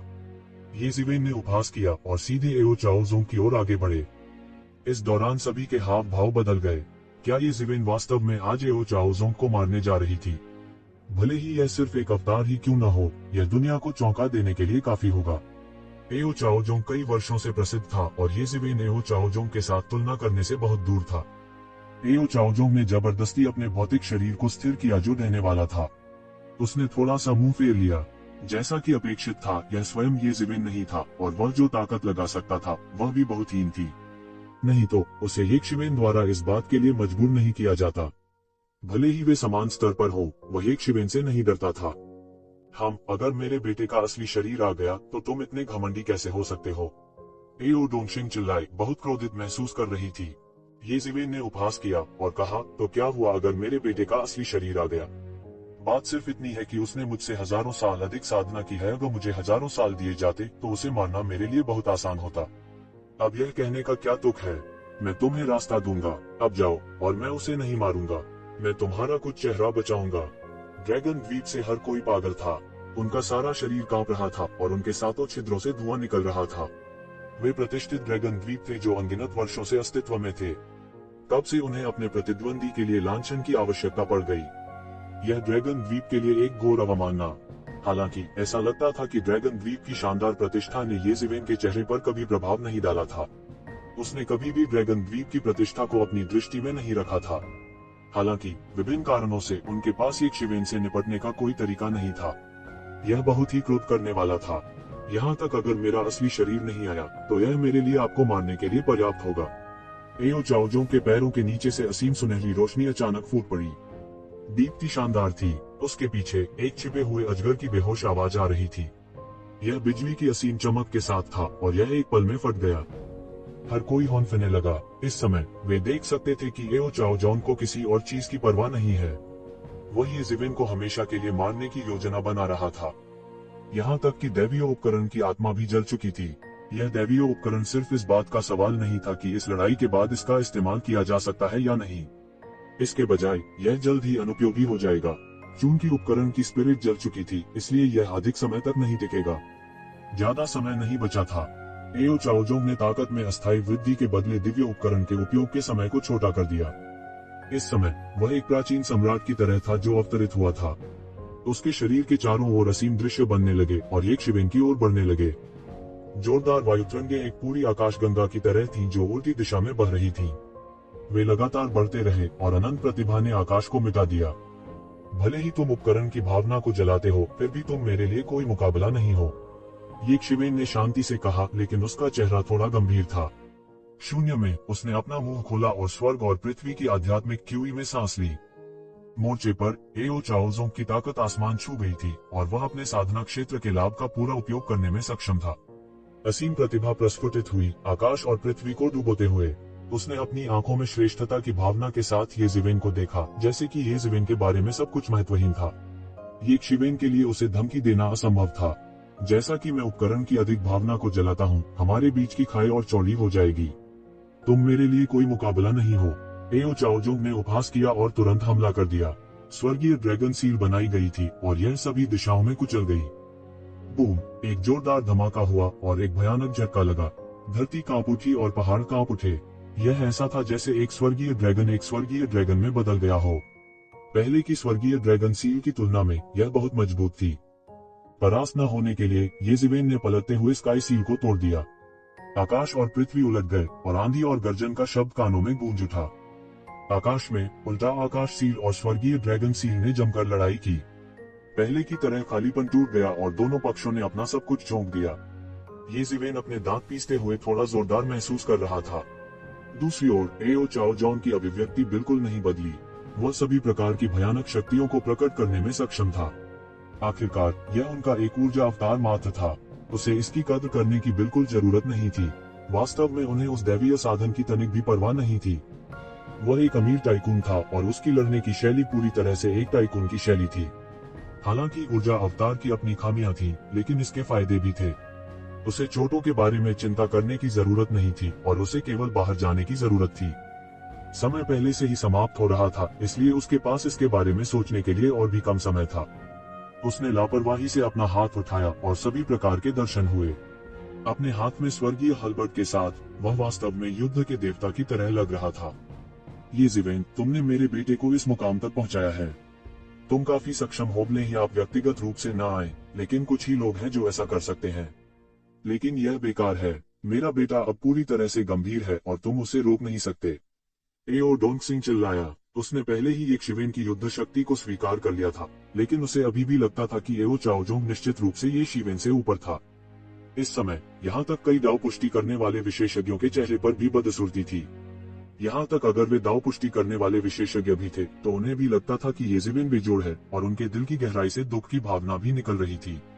ऐसे व्यक्ति की तुलना में वे वास्तव में एक प्रकार का दैत्य थे। उसके हाथ में स्वर्गीय परशु चला गया और तुरंत असीम दिव्य प्रकाश के साथ फूट पड़ा। तेज रोशनी ने लोगों की आंखें नहीं खोली। एओ चाओजोंग के शब्द ठीक वैसे ही थे जैसे एओ चाओजोंग ने कहा था। उसकी ताकत में हर वृद्धि के परिणाम स्वरूप उसके युद्ध कौशल में 10% या 20% की वृद्धि होगी। ऐसा इसलिए था क्योंकि उसका क्षेत्र दूसरों से बहुत आगे था, इसलिए उसके युद्ध कौशल में वृद्धि एक शिवेन की तुलना में और भी अधिक अतिशयोक्तिपूर्ण होगी। एओ चाओजोंग का साधना क्षेत्र दूसरों से बहुत आगे था। हालांकि यह केवल टूल स्पिरिट को जला रहा था, ताकत में वास्तविक वृद्धि इससे कहीं अधिक थी। ये ज़िवेन का मूल रूप से पलड़ा भारी था, लेकिन अब वह वास्तव में नुकसान में था। हेवनली हेल्बर्ट के हमले के तहत वह वास्तव में नुकसान में था। स्वर्गीय परशु की दिव्य शक्ति के तहत आकाश इंच दर इंच बिखर रहा था। दुनिया लड़खड़ा रही थी और हर तरह की चमक फूट पड़ी, विनाश की भूमि में बदल गई। कुछ नजर नहीं आ रहा था। बजना, एक और भीषण टक्कर हुई और एक भयानक शक्ति ने सीधे एक शिवेन के शरीर पर कार्य किया। थम थम थम, ये ज़िवेन पीछे हटता रहा और हर कदम पर उसने जो भी कदम उठाया वह शून्य को दहाने का कारण बना, जिससे अराजकता का पता चला। कोई सोच सकता है कि वह कितनी ताकतवर ताकत का सामना कर रहा था। प्राचीन हल्बर्ट नीचे की ओर दबाता रहा। स्वर्गीय घटना एक लंबे अजगर में तब्दील हो गई, जैसे पुश्तैनी ड्रैगन का पुनर्जन्म बेरहमी से झपटा मारना। बूम, एक और आश्चर्यजनक टक्कर हुई और ये ज़िवेन बमुश्किल इस आघात को रोक पाए। आपके पास बस इतना ही है। आपको अपनी योग्यता के साथ इतने लंबे समय तक मुझे ब्लॉक करने में सक्षम होने पर खुद पर गर्व होना चाहिए। हालांकि यह यही समाप्त होता है। मैं देखना चाहता हूं कि आप मेरे और कितने हमलों का सामना कर सकते हैं। आओ चाओजोंग ने गर्व से कहा। ये शिवेन के लिए उनके मन में एक नए स्तर का सम्मान था। हालांकि ये ज़िवेन अपने मुख्य शरीर को डराने के लिए पर्याप्त मजबूत नहीं थी। क्या आपके पास बस इतना ही है? आर्टिफैक्ट स्पिरिट को जलाने के बाद भी आपके पास यही सब है? कितना निराशाजनक है। ये शिवेन ने उपहास किया और धीरे से उठ खड़ी हुई। ऐसा लग रहा था कि पिछले हमले का उस पर कोई असर नहीं हुआ था। हर कोई चौंक गया था। क्या ऐसा हो सकता है कि एक शिवेन ने अपनी पूरी ताकत का इस्तेमाल नहीं किया था? यह असंभव था। उन्होंने स्पष्ट रूप से देखा था कि एक शिवेन ने अपनी पूरी ताकत का इस्तेमाल किया था। ऐसा नहीं लग रहा था कि वह नाटक कर रहा है। तो क्या चल रहा था? कई लोगों को यह अजीब लगा। तुम अभी भी बहुत जिद्दी हो। मुझे तुम्हें मारते हुए देखो। एओ चाओजोंग को इस पर बिल्कुल भी विश्वास नहीं हुआ। वह केवल अपने निर्णय पर विश्वास करता था। ये ज़िवेन पहले ही अपनी सीमा तक पहुंच चुका था। एक अमर स्तर के मध्य चरण के लिए उसका प्रदर्शन बहुत अद्भुत था। उनके लिए इस मुकाम तक पहुंचना ही काफी था। इस समय एक और भी विस्मयकारी दृश्य घटित हुआ। प्राचीन परशु जो स्टार वर्ल्ड में छेद कर सकता था, उसे ये ज़िवेन ने पूरी तरह से रोक दिया था। ऐसा नहीं लग रहा था कि यह जबरदस्ती किया गया था। यह कैसे संभव है? एओ चाओजोंग आखिरकार चौंक गए और उनकी अभिव्यक्ति थोड़ी बदल गई। इसमें इतना असंभव क्या है? आप अभी भी इससे बहुत दूर हैं। अचानक ये शिवेन के शरीर से एक भयानक प्रभावशाली आभा निकली। उसके पीछे एक लंबी तलवार लिए हुए एक आकृति अचानक उसके शरीर में घुस गई और जबरन उसकी आभा को कई स्तरों तक बढ़ा दिया। उसी समय एक नंगे हाथ वाली आकृति एक शिवेन के शरीर में घुस गई। बूम, उसके शरीर पर आभा तेजी से बढ़ी और अचानक एओ चाओजोंग को पीछे छोड़ दिया, जो आर्टिफैक्ट स्पिरिट को जला रहा था। यह भयानक था। हर कोई जानता था कि उनका छिपा हुआ तुरुप का पत्ता क्या है। उन्होंने वास्तव में अपने मार्शल आर्ट अवतार को छुपाया था। हालांकि शुरुआत में सभी ने सोचा कि ये ज़िवेन का आभा अमर स्तर के मध्य चरण को पार कर गया, जो एक अन्य मार्शल आर्ट क्लोन के साथ विलय का परिणाम था। अन्यथा वह उच्च स्तर के लोगों को चुनौती नहीं दे पाता, विशेष रूप से वे जिन्होंने डीएओ सत्यापन स्तर तक खेती की थी। उनमें से किसी से भी निपटना आसान नहीं था। उच्च स्तर के किसी व्यक्ति द्वारा उन्हें इतनी आसानी से कैसे हराया जा सकता है। अब उन्हें एहसास हुआ कि वे गलत थे और वे हास्यास्पद रूप से गलत थे। येज़ेबेल की क्षमता स्पष्ट रूप से सभी की सोच से कहीं अधिक शक्तिशाली थी। मार्शल आर्ट क्लोन के साथ विलय किए बिना वह पहले से ही इतना शक्तिशाली था। यदि वह एक मार्शल आर्ट क्लोन के साथ विलीन हो जाता तो यह कल्पना करना कठिन था कि वह कितना शक्तिशाली होगा। आप अपनी पूरी ताकत झोंक कर भी इतने ही हैं। तुम यहाँ व्यक्तिगत रूप से भी नहीं हो और तुम एक क्लोन के साथ इतना घमंडी होने की हिम्मत करते हो। येज़ेबेल ने उसकी ओर देखा। आज तुम्हारी योजना विफल होनी तय है। येज़ेबेल ने जोर से चिल्लाया और उसके पूरे शरीर को सीमा तक धकेल दिया गया। उसने एक कदम आगे बढ़ाया और उसके हाथ में लंबी तलवार पहले ही विशाल आकाश को भेद चुकी थी, एक पल में एओ चाओजोंग के सामने प्रकट हुई। उस भयानक तलवार की आभा ने एओ चाओजोंग को ऐसा महसूस कराया जैसे तेज तलवार प्रकाश किसी भी समय उसका सिर काट सकता है। बजना, उसने अपने सामने हेवनली हेलबर्ट को खड़ा किया और येज़ेबेल के हमले को रोक दिया। उसके शरीर पर एक हिंसक शक्ति भड़क उठी। स्वर्गीय परशु इसे झेलने में सक्षम था, लेकिन उसका शरीर नहीं कर सका। लगभग एक ही पल में उसका पूरा हाथ फट गया और रोशनी की बारिश में बदल गया जिसने आकाश को भर दिया। यहाँ तक निर्वाण तलवार के इरादे का उपयोग किए बिना वह एओ चाओजोंग को अकेले अपनी अत्यधिक क्षमता से अभिभूत करने में सक्षम था। सबसे पहले येज़ेबेल की क्षमता अमर स्तर के उन्नत स्तर को पार कर गई थी और यहाँ तक चरम स्तर अमर स्तर तक भी पहुंच गई थी। हालांकि वह सबसे मजबूत नहीं था, फिर भी उसे कमजोर नहीं माना जाता था। उन्होंने एओ चाओजोंग की गति को पूरी तरह दबा दिया था। येज़ेबेल की तुलना में एओ चाओजोंग अभी भी बहुत कमजोर था। भले ही यह सिर्फ एक क्लोन था, यह पहले से ही काफी चौंकाने वाला था। स्वोश, एओ चाओजोंग पीछे हट गया, आगे बढ़ने की हिम्मत नहीं कर रहा था। जैसा कि अपेक्षित था, उसके पीछे हटने के एक सांस के समय से भी कम समय में वह स्थान जहां वह खड़ा था एक तलवार की आभा से कुचल गया था जो आकाश से गिरी थी। वह एक ही समय में हैरान और गुस्से में था। ड्रैगन द्वीप की प्रतिभा के रूप में उसे ऐसी अवस्था में कब मजबूर किया गया था। जिस बात ने उसे और भी उदास कर दिया वह यह था कि उसे विरोध करने का मौका भी नहीं मिला। येज़ेबेल की तलवार ने उसके पूरे हाथ को उड़ा दिया था। भले ही वह अपने मुख्य शरीर के रूप में एक दिव्य उपकरण का उपयोग कर रहा था, लेकिन वह इतनी भयानक और राक्षसी फाड़ने वाली शक्ति का सामना नहीं कर सका। उसने येज़ेबेल के साथ मारपीट जारी रखने की हिम्मत भी नहीं की। उसने जल्दी से अपने हमले को सक्रिय कर दिया और उसके शरीर पर तावीज उसके कंधे पर सघन हो गए। जल्दी से एक हाथ को पुनः उत्पन्न कर दिया। हालांकि सिलहुट थोड़ा धुंधला हो गया। अंगों का ऐसा निरंतर उत्थान किसी की जीवन शक्ति के लिए बहुत हानिकारक था और वह सामान्य परिस्थितियों में इसका उपयोग करने का साहस नहीं करेगा। येज़ेबेल, भाड़ में जाओ। वह गुस्से से दहाड़ा और उसकी आंखें आकाश और पृथ्वी में चुभ गईं। इस समय जैसे ही येज़ेबेल का छायाचित्र दिखाई दिया, स्वर्गीय परशु एक लंबे ड्रैगन की तरह निकल आया और येज़ेबेल के छायाचित्र में छेद कर गया। हालांकि हर तरफ खून के छींटे का मंजर उम्मीद के मुताबिक नहीं दिखा। इसके विपरीत यह सुनहरी रोशनी के खिंचाव से होकर गुजरा। इस समय सभी ने केवल एक गड़गड़ाहट की आवाज सुनी और उन्होंने देखा कि एओ चाओजोंग के पीछे येज़ेबेल का सिलहुट दिखाई दे रहा था। उसके हाथ में आकाश विभाजक तलवार ऊंची उठी हुई थी और तलवार की आभा आकाश में फैल गई और सीधे नीचे गिर गई। टकराना, एक जोरदार धमाका हुआ और तलवार की आभा ने सीधे एओ चाओजोंग के शरीर को काट दिया, जिससे उसके शरीर पर एक बड़ा घाव बन गया। उसके शरीर का लगभग आधा हिस्सा कट गया था। यदि यह उसका असली शरीर होता तो उसके लिए मौके पर ही मारा जाना असंभव नहीं था। हालांकि यह केवल एक ऊर्जा क्लोन था, फिर भी वह पलक झपकते ही गंभीर रूप से घायल हो गया था। यह सब वर्णन करने में लंबा समय लग सकता है, लेकिन यह वास्तव में एक पल में हुआ। इस समय हर कोई आखिरकार प्रतिक्रिया करने में कामयाब रहा और महसूस किया कि येज़ेबेल ने उस पल में एओ चाओजोंग को गंभीर रूप से घायल कर दिया था। इतनी तेजी, एक दाव पुष्टिकरण विशेषज्ञ मुंह में लार निकले बिना नहीं रह सका और चिल्लाया। वह दाव की पुष्टि करने वाला विशेषज्ञ भी था, लेकिन वह येज़ेबेल के अंतरिक्ष में यात्रा करने का कोई निशान नहीं देख सका। उस स्थिति में वह उसे नीचे ले जाने के लिए केवल अपनी गति पर भरोसा कर सकता था। यह गति अंतरिक्ष में यात्रा करने से भी तेज थी और यही इसकी सबसे भयानक बात थी। कोई आश्चर्य नहीं कि ड्रैगन कबीले विशेषज्ञ एक ही एक्सचेंज में नष्ट हो गए। गति में अंतर बहुत अधिक था और वे बिल्कुल समान स्तर पर नहीं थे। शक्ति का उल्लेख नहीं है। एओ चाओजोंग को कई बार विस्फोट करने में सक्षम होने के लिए यह विचार करना आवश्यक नहीं था कि कितनी शक्ति शामिल थी। साधारण दाव पुष्टि करने वाले विशेषज्ञ येज़ेबेल की वास्तविक गति के साथ एक भी विनिमय से बचने में सक्षम नहीं हो सकते हैं। यह किस तरह की गति तकनीक है? यह इतनी तेज कैसे हो सकती है? मैंने इससे पहले कभी इतनी शक्तिशाली गति तकनीक नहीं देखी, किसी ने जोर से कहा और देवताओं ने एक के बाद एक अपनी जादुई आंखें खोली। फिर भी वे ये शिवेन की गति के साथ नहीं चल सके। सोंगे, एओ डोंगशिंग ने कहा, पूरी तरह से भूल गए कि यह वास्तव में सिर्फ एक ऊर्जा अवतार था। लेकिन इस समय एओ चाओजोंग के पास प्रतिक्रिया देने का बिल्कुल भी समय नहीं था। ये जिवेन ने उसे बिल्कुल भी मौका नहीं दिया और आकाश में एक तलवार की रोशनी बन गई जो बड़ी और बड़ी होती जा रही थी। एक पल में यह हजारों फीट लंबा हो गया और एओ चाओजोंग को बेरहमी से पकड़ लिया जो जमीन पर गिर गया था। ये जिवेन ने प्राचीन फीनिक्स क्षेत्र में कहर बरपाया था और हुआ मैंगान की मंगनी को दूसरी बार गड़बड़ कर दिया था। इस घटना ने रातों रात सभी प्रमुख बलों को भयभीत कर दिया था। सभी प्रमुख ताकतों के इतनी जल्दी सतर्क होने का कारण इस तथ्य के साथ बहुत कुछ था कि सभी प्रमुख ताकतें इस मामले पर ध्यान दे रही थीं। प्राचीन फीनिक्स दायरे और ड्रैगन द्वीप के बीच विवाह एक बड़ी बात थी। सभी प्रमुख ताकतों के लिए उदासीन रहना असंभव था। शादी तो बस एक छोटी सी बात थी। यहाँ तक अगर सबसे मजबूत रक्त रेखा के बारे में कोई किंवदंती होती तो यह कई सालों बाद होती।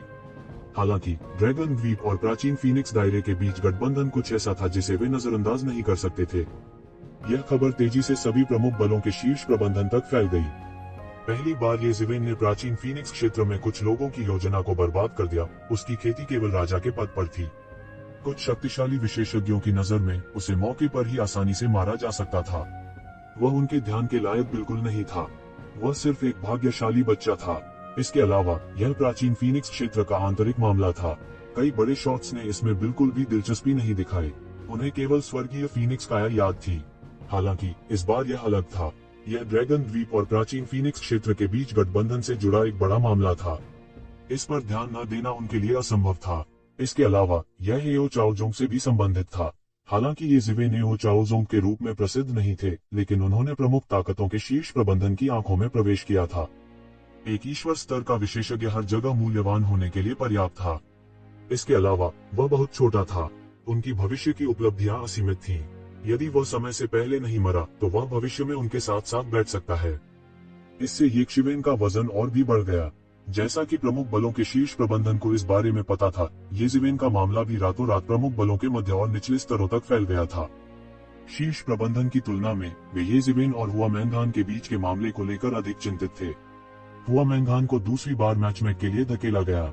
यह नहीं कहा जा सकता कि यह आश्चर्यजनक नहीं था। इससे भी महत्वपूर्ण बात यह है कि ये जिवेन ने दूसरी बार प्राचीन फीनिक्स क्षेत्र की इच्छाधारी सोच को गड़बड़ कर दिया था। पहली बार उन्हें फीनिक्स किंग का संरक्षण प्राप्त था। हालांकि प्राचीन फीनिक्स दायरे के कुछ बड़े शॉट्स बेहद गुस्से में थे, लेकिन वे कुछ नहीं कर सके। इसके अलावा मंगनी उनके द्वारा प्रस्तावित किया गया था। दूसरी बार सकुशल बचने के लिए ये जिवेन ने अपनी अत्याचारी ताकत पर भरोसा किया था। वह अमर क्षेत्र के शिखर पर एक शक्ति केंद्र था, इसलिए उसे यहाँ रखने की कीमत कम नहीं होगी। इसके अलावा प्राचीन फीनिक्स वर्ल्ड में अलग अलग मत थे, इसलिए ये जिवेन ने प्राचीन फीनिक्स वर्ल्ड को सही सलामत छोड़ दिया था। हालांकि ये जिवेन इसमें भी सफल नहीं हुई थी। उन्होंने प्राचीन फीनिक्स वर्ल्ड और ड्रैगन द्वीप के बीच विवाह को गड़बड़ कर दिया था। उसने ड्रैगन द्वीप को अपना चेहरा खो दिया था और उसके पास निराश होकर जाने के अलावा कोई विकल्प नहीं था। हालांकि वह हुआ मैंगान को प्राचीन फीनिक्स वर्ल्ड से दूर ले जाने की अपनी मूल योजना को साकार करने में सक्षम नहीं था। फैंग नाटियन बहुत दृढ़ निश्चयी थे। उन्होंने सहयोगियों को साथ लेने का विचार नहीं छोड़ा। यह सच था कि ड्रैगन द्वीप सबसे उपयुक्त उम्मीदवार था। हालांकि अन्य लोगों के लिए ऐसा करना असंभव नहीं था, इसलिए ये जिवेन भी उसे प्राचीन फीनिक्स विश्व के विशेषज्ञों के हाथों से दूर नहीं कर सका। वह केवल बेबसी से देख सकता था, क्योंकि 100 साल बाद एक पति या पत्नी के लिए भव्य संघर्ष हुआ था। सामान्यतया न तो ये जिवेन और न ही प्राचीन फीनिक्स वर्ल्ड ने अपनी योजनाओं को पूरी तरह से महसूस किया था, लेकिन वे भी पूरी तरह विफल नहीं हुए थे। परिणाम देखने के लिए वे केवल 100 साल तक प्रतीक्षा कर सकते थे। कई लोगों की राय में इन दो लोगों के अनुभव एक किताब में लिखे जाने के लिए काफी थे। यह वास्तव में थोड़ा बहुत पौराणिक था। इस लड़ाई ने ये शिवेन को प्रसिद्ध कर दिया था। उसने एओ चाओजोंग के क्लोन को केवल नष्ट कर दिया था। हालांकि यह उसके लिए रातों रात प्रमुख ताकतों के उच्च के बीच अपना नाम बनाने के लिए पर्याप्त था। एओ चाओजोंग ये जिवेन से अलग था, जिसने हाल ही में अपने ताऊ को सिद्ध किया था। उन्होंने हजारों वर्षों तक अपना दांव सिद्ध किया था। उन्हें दुनिया में एक प्रसिद्ध व्यक्ति माना जा सकता है। विशेष रूप से वह कई वर्षों से god the fun star ocean में लड़ रहा था। उनकी शक्ति अथाह और अकल्पनीय थी, इसलिए यह लोगों को चौंका देने के लिए पर्याप्त था, भले ही वह केवल उसका क्लोन था जो हार गया था। इसके अलावा उस दिन की लड़ाई के बारे में प्रमुख बलों के उच्च अधिकारी पहले से ही जानते थे। येज़िवेन की ताकत ने उन्हें भी उस पर ध्यान देना शुरू कर दिया था। उन्होंने उन्हें एक ऐसे उम्मीदवार के रूप में सूचीबद्ध किया था जो ध्यान देने योग्य था। येज़िवेन ने प्राचीन फीनिक्स वर्ल्ड छोड़ने के बाद ये वुडी को विदाई दी। फिर वह बिना रुके हिडन वैली की ओर भागा। यह लड़ाई उनकी जीत के साथ समाप्त हो गई थी, हालांकि इसने उन्हें संकट की एक मजबूत भावना दी थी। एओ चाओ जॉन का क्लोन पहले से ही इतना अत्याचारी था। मौजूदा येशिवेन शायद अपने वास्तविक शरीर के साथ तुलना करने में सक्षम न हो। हालांकि उसने एक युद्ध जीत लिया था, इसका मतलब यह नहीं था कि वह स्वर्ग और पृथ्वी की विशालता से अनभिज्ञ था। इसके विपरीत वह अच्छी तरह जानता था कि वह अपने डीएओ को साबित करने के रास्ते पर सिर्फ एक नौसिखिए था। यदि यह इस तथ्य के लिए नहीं था कि उसके पास कोई अन्य विकल्प नहीं था, तो वह प्राचीन फीनिक्स वर्ल्ड के साथ मौत से लड़ने के लिए तैयार नहीं होता। वह यह भी बहुत स्पष्ट था कि कई लोग प्राचीन फीनिक्स वर्ल्ड और ड्रैगन द्वीप के बीच विवाह को बाधित करने के लिए आगे बढ़ने की उम्मीद कर रहे थे। इस संबंध में सभी प्रमुख शक्तियां इसे होते देख खुश थीं, इसलिए उन्होंने मौन रूप से इसके लिए हामी भर दी थी। वास्तव में उन्होंने गुप्त रूप से इसके लिए धक्का भी दिया था, अन्यथा वह इतनी आसानी से पीछे नहीं हट पाता। ये वुडी और प्राचीन स्वर्गीय न्यायालय पर भरोसा करना इतना आसान नहीं होगा। हालांकि उन्होंने अभी भी तात्कालिकता की भावना महसूस की। प्राचीन फीनिक्स वर्ल्ड की वर्तमान योजना नहीं बदली थी। 100 साल बाद शादी की प्रतियोगिता में उसे इतना मजबूत होना चाहिए कि वह अपने सभी विरोधियों को हरा सके। तभी वह पालने में सभी अस्थिर कारकों का गला घोंट सकेगा। एओ चाओजोंग अकेले ही एक दुर्गम खाई थी। कहने की बात नहीं है, जो दिखाई देगा वह एओ चाओजोंग जितना सरल नहीं होगा। देवताओं के लिए जीवन व्यर्थ था। तब तक उन प्राचीन राक्षसों के अलावा जो हजारों या दसियों हजार वर्षों तक जीवित रहे थे, कई देवता आएंगे जिन्होंने हजारों या दसियों हजार वर्षों तक खेती की थी। भले ही उनकी प्रतिभा एओ चाओजोंग जितनी महान न हो, इतने लंबे समय के बाद उनकी साधना एक अकल्पनीय स्तर तक पहुंच जाएगी। प्रमुख ताकतें जो अभी भी येज़िवेन की सहायक थी, वे भी उनकी सहायक बन जाएंगी। वे केवल ड्रैगन द्वीप और प्राचीन फीनिक्स वर्ल्ड को एक गठबंधन बनाते हुए नहीं देख सकते थे। हालांकि इसका मतलब यह नहीं था कि उनका प्राचीन फीनिक्स वर्ल्ड के साथ गठबंधन बनाने का इरादा नहीं था। इस अराजक समाज में ऐसी श्रेष्ठ परिस्थितियों के साथ ऐसा अवसर कम ही देखने को मिलता था। इसके अलावा प्राचीन फीनिक्स वर्ल्ड एक गहरा आधार और एक लंबा इतिहास वाला एक विशाल था, तो वे निश्चित रूप से बहुत सारे लाभ छोड़ देंगे। अगर यह हादसा नहीं होता तो उन्हें यह मौका भी नहीं मिलता। उस समय सभी प्रमुख बल भी अपने विशेषज्ञों को अंतिम चैंपियनशिप के लिए प्रतिस्पर्धा करने के लिए भेजेंगे। इन मामलों के बारे में सोचने के बाद वह मदद नहीं कर सका, लेकिन एक असामान्य सिरदर्द हुआ। हालांकि उसके लिए हार मानना था। उसके पास केवल एक ही विकल्प था, और वह उसकी ताकत को उस बिंदु तक बढ़ाना था जहां वह इन 100 वर्षों के भीतर सब कुछ दबा सके। अपने डीएओ की पुष्टि करने के बाद उनके पास जो शालीन विचार थे, वे एक पल में उनके दिमाग से निकल गए थे। इस दुनिया में सच्चे विशेषज्ञों के रैंक में प्रवेश करने के लिए अपने दाव की पुष्टि करना केवल पहला कदम था। उसके पास अभी भी अपने हितों की रक्षा के लिए अतुलनीय शक्तिशाली ताकत नहीं थी। इस समय वह वास्तव में समझ गया था कि स्वतंत्रता का मतलब यह नहीं है कि वह जो चाहे कर सकता है। इसके बजाय इसका मतलब यह था कि वह जो चाहे वह करने की हिम्मत नहीं कर रहा था। इस तरह की आजादी के लिए उसे अपनी अत्याचारी ताकत का इस्तेमाल इसकी रक्षा के लिए करना पड़ा। वह कम से कम समय में अपनी ताकत को सबसे मजबूत स्तर तक बढ़ाने के लिए केवल हिडन वैली पर भरोसा कर सकता था। अगर उसे खुद पर भरोसा करना होता तो वह नहीं जानता था कि वह एओ चाओजोंग को कब तक कर दे पाएगा। छिपी हुई घाटी में जल्दी लौटने के बाद येज़िवेन ने ज्वाला भगवान के प्रति अपना सम्मान व्यक्त किया। मैंने तुम्हारे मामले के बारे में सुना है, ज्वाला भगवान ने गहरी आवाज में कहा। इतना बड़ा मामला था, जिस किसी ने भी थोड़ा ध्यान दिया होगा वह निश्चित रूप से इसके बारे में जान पाएगा। इसके अलावा यह उनके स्तर पर एक अस्तित्व था। आपने जितना सोचा था उससे कहीं अधिक तेजी से प्रगति की है। हालांकि मुझे कभी भी ऐसी स्थिति का सामना नहीं करना पड़ा जहां आप दाव सत्यापन के लिए आधा कदम दूर थे। यह कोई ऐसी समस्या नहीं है जिसे आसानी से हल किया जा सके। आपने मात्र 200 वर्षों में इस समस्या का समाधान किया है, और आपने और भी सुधार किया है। इतना खराब भी नहीं। ज्वाला भगवान ने येज़िवेन को देखा और संतोष में सिर हिलाया। उनके चेहरे पर एक दुर्लभ मुस्कान दिखाई दी। आपकी तारीफ के लिए धन्यवाद मेरे भगवान, येशिवेन ने अपने हाथ जोड़कर कहा। मैंने सुना है कि आपके और आकाशीय फीनिक्स मैडन के बीच क्या हुआ था।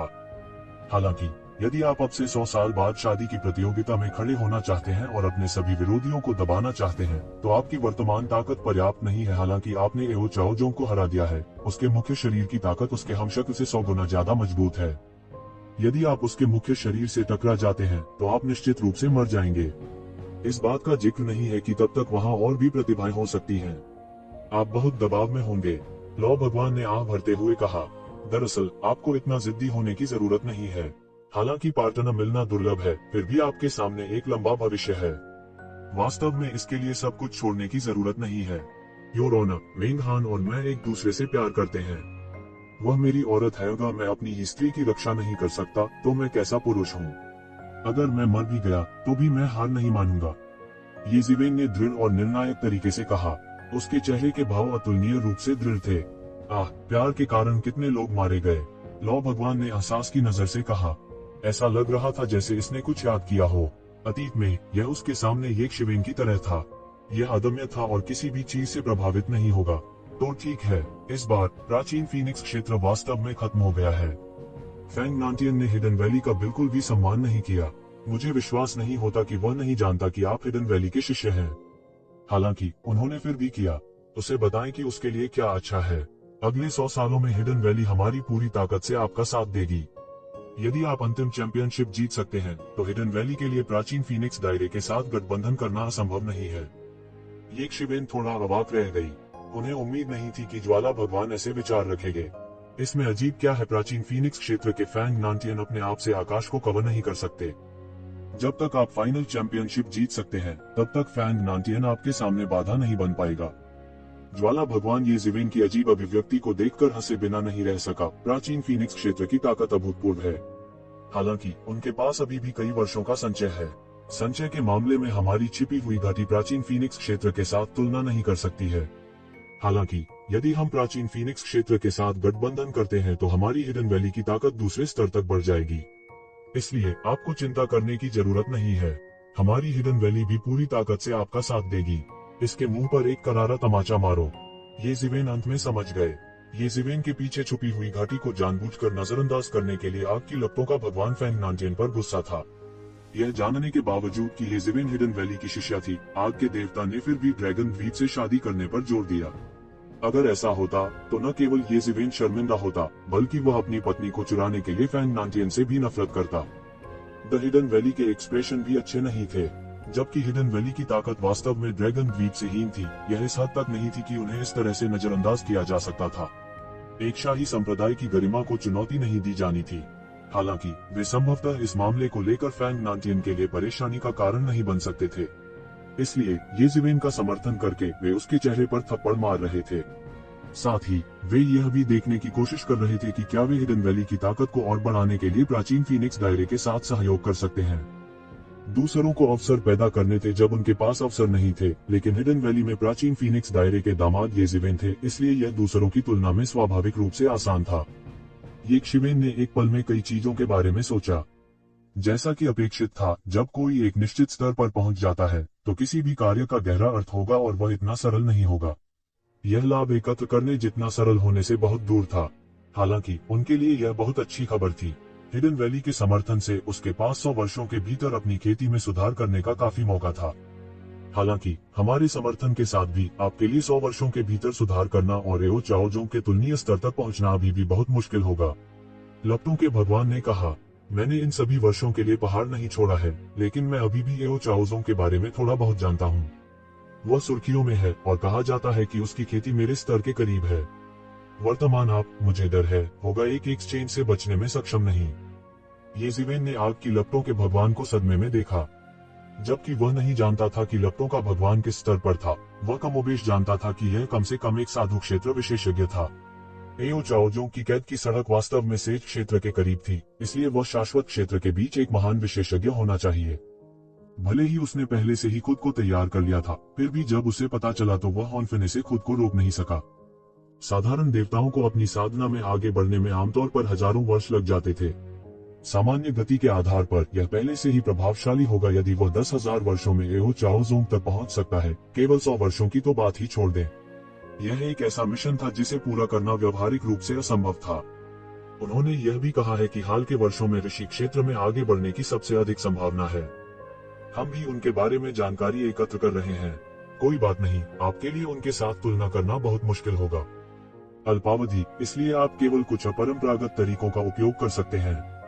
लपटों के देवता ने कहा, एक बार जब आप अपनी व्यवस्था पूरी कर लेते हैं तो तुरंत ईश्वर दफन तारों वाले महासागर की ओर चलें।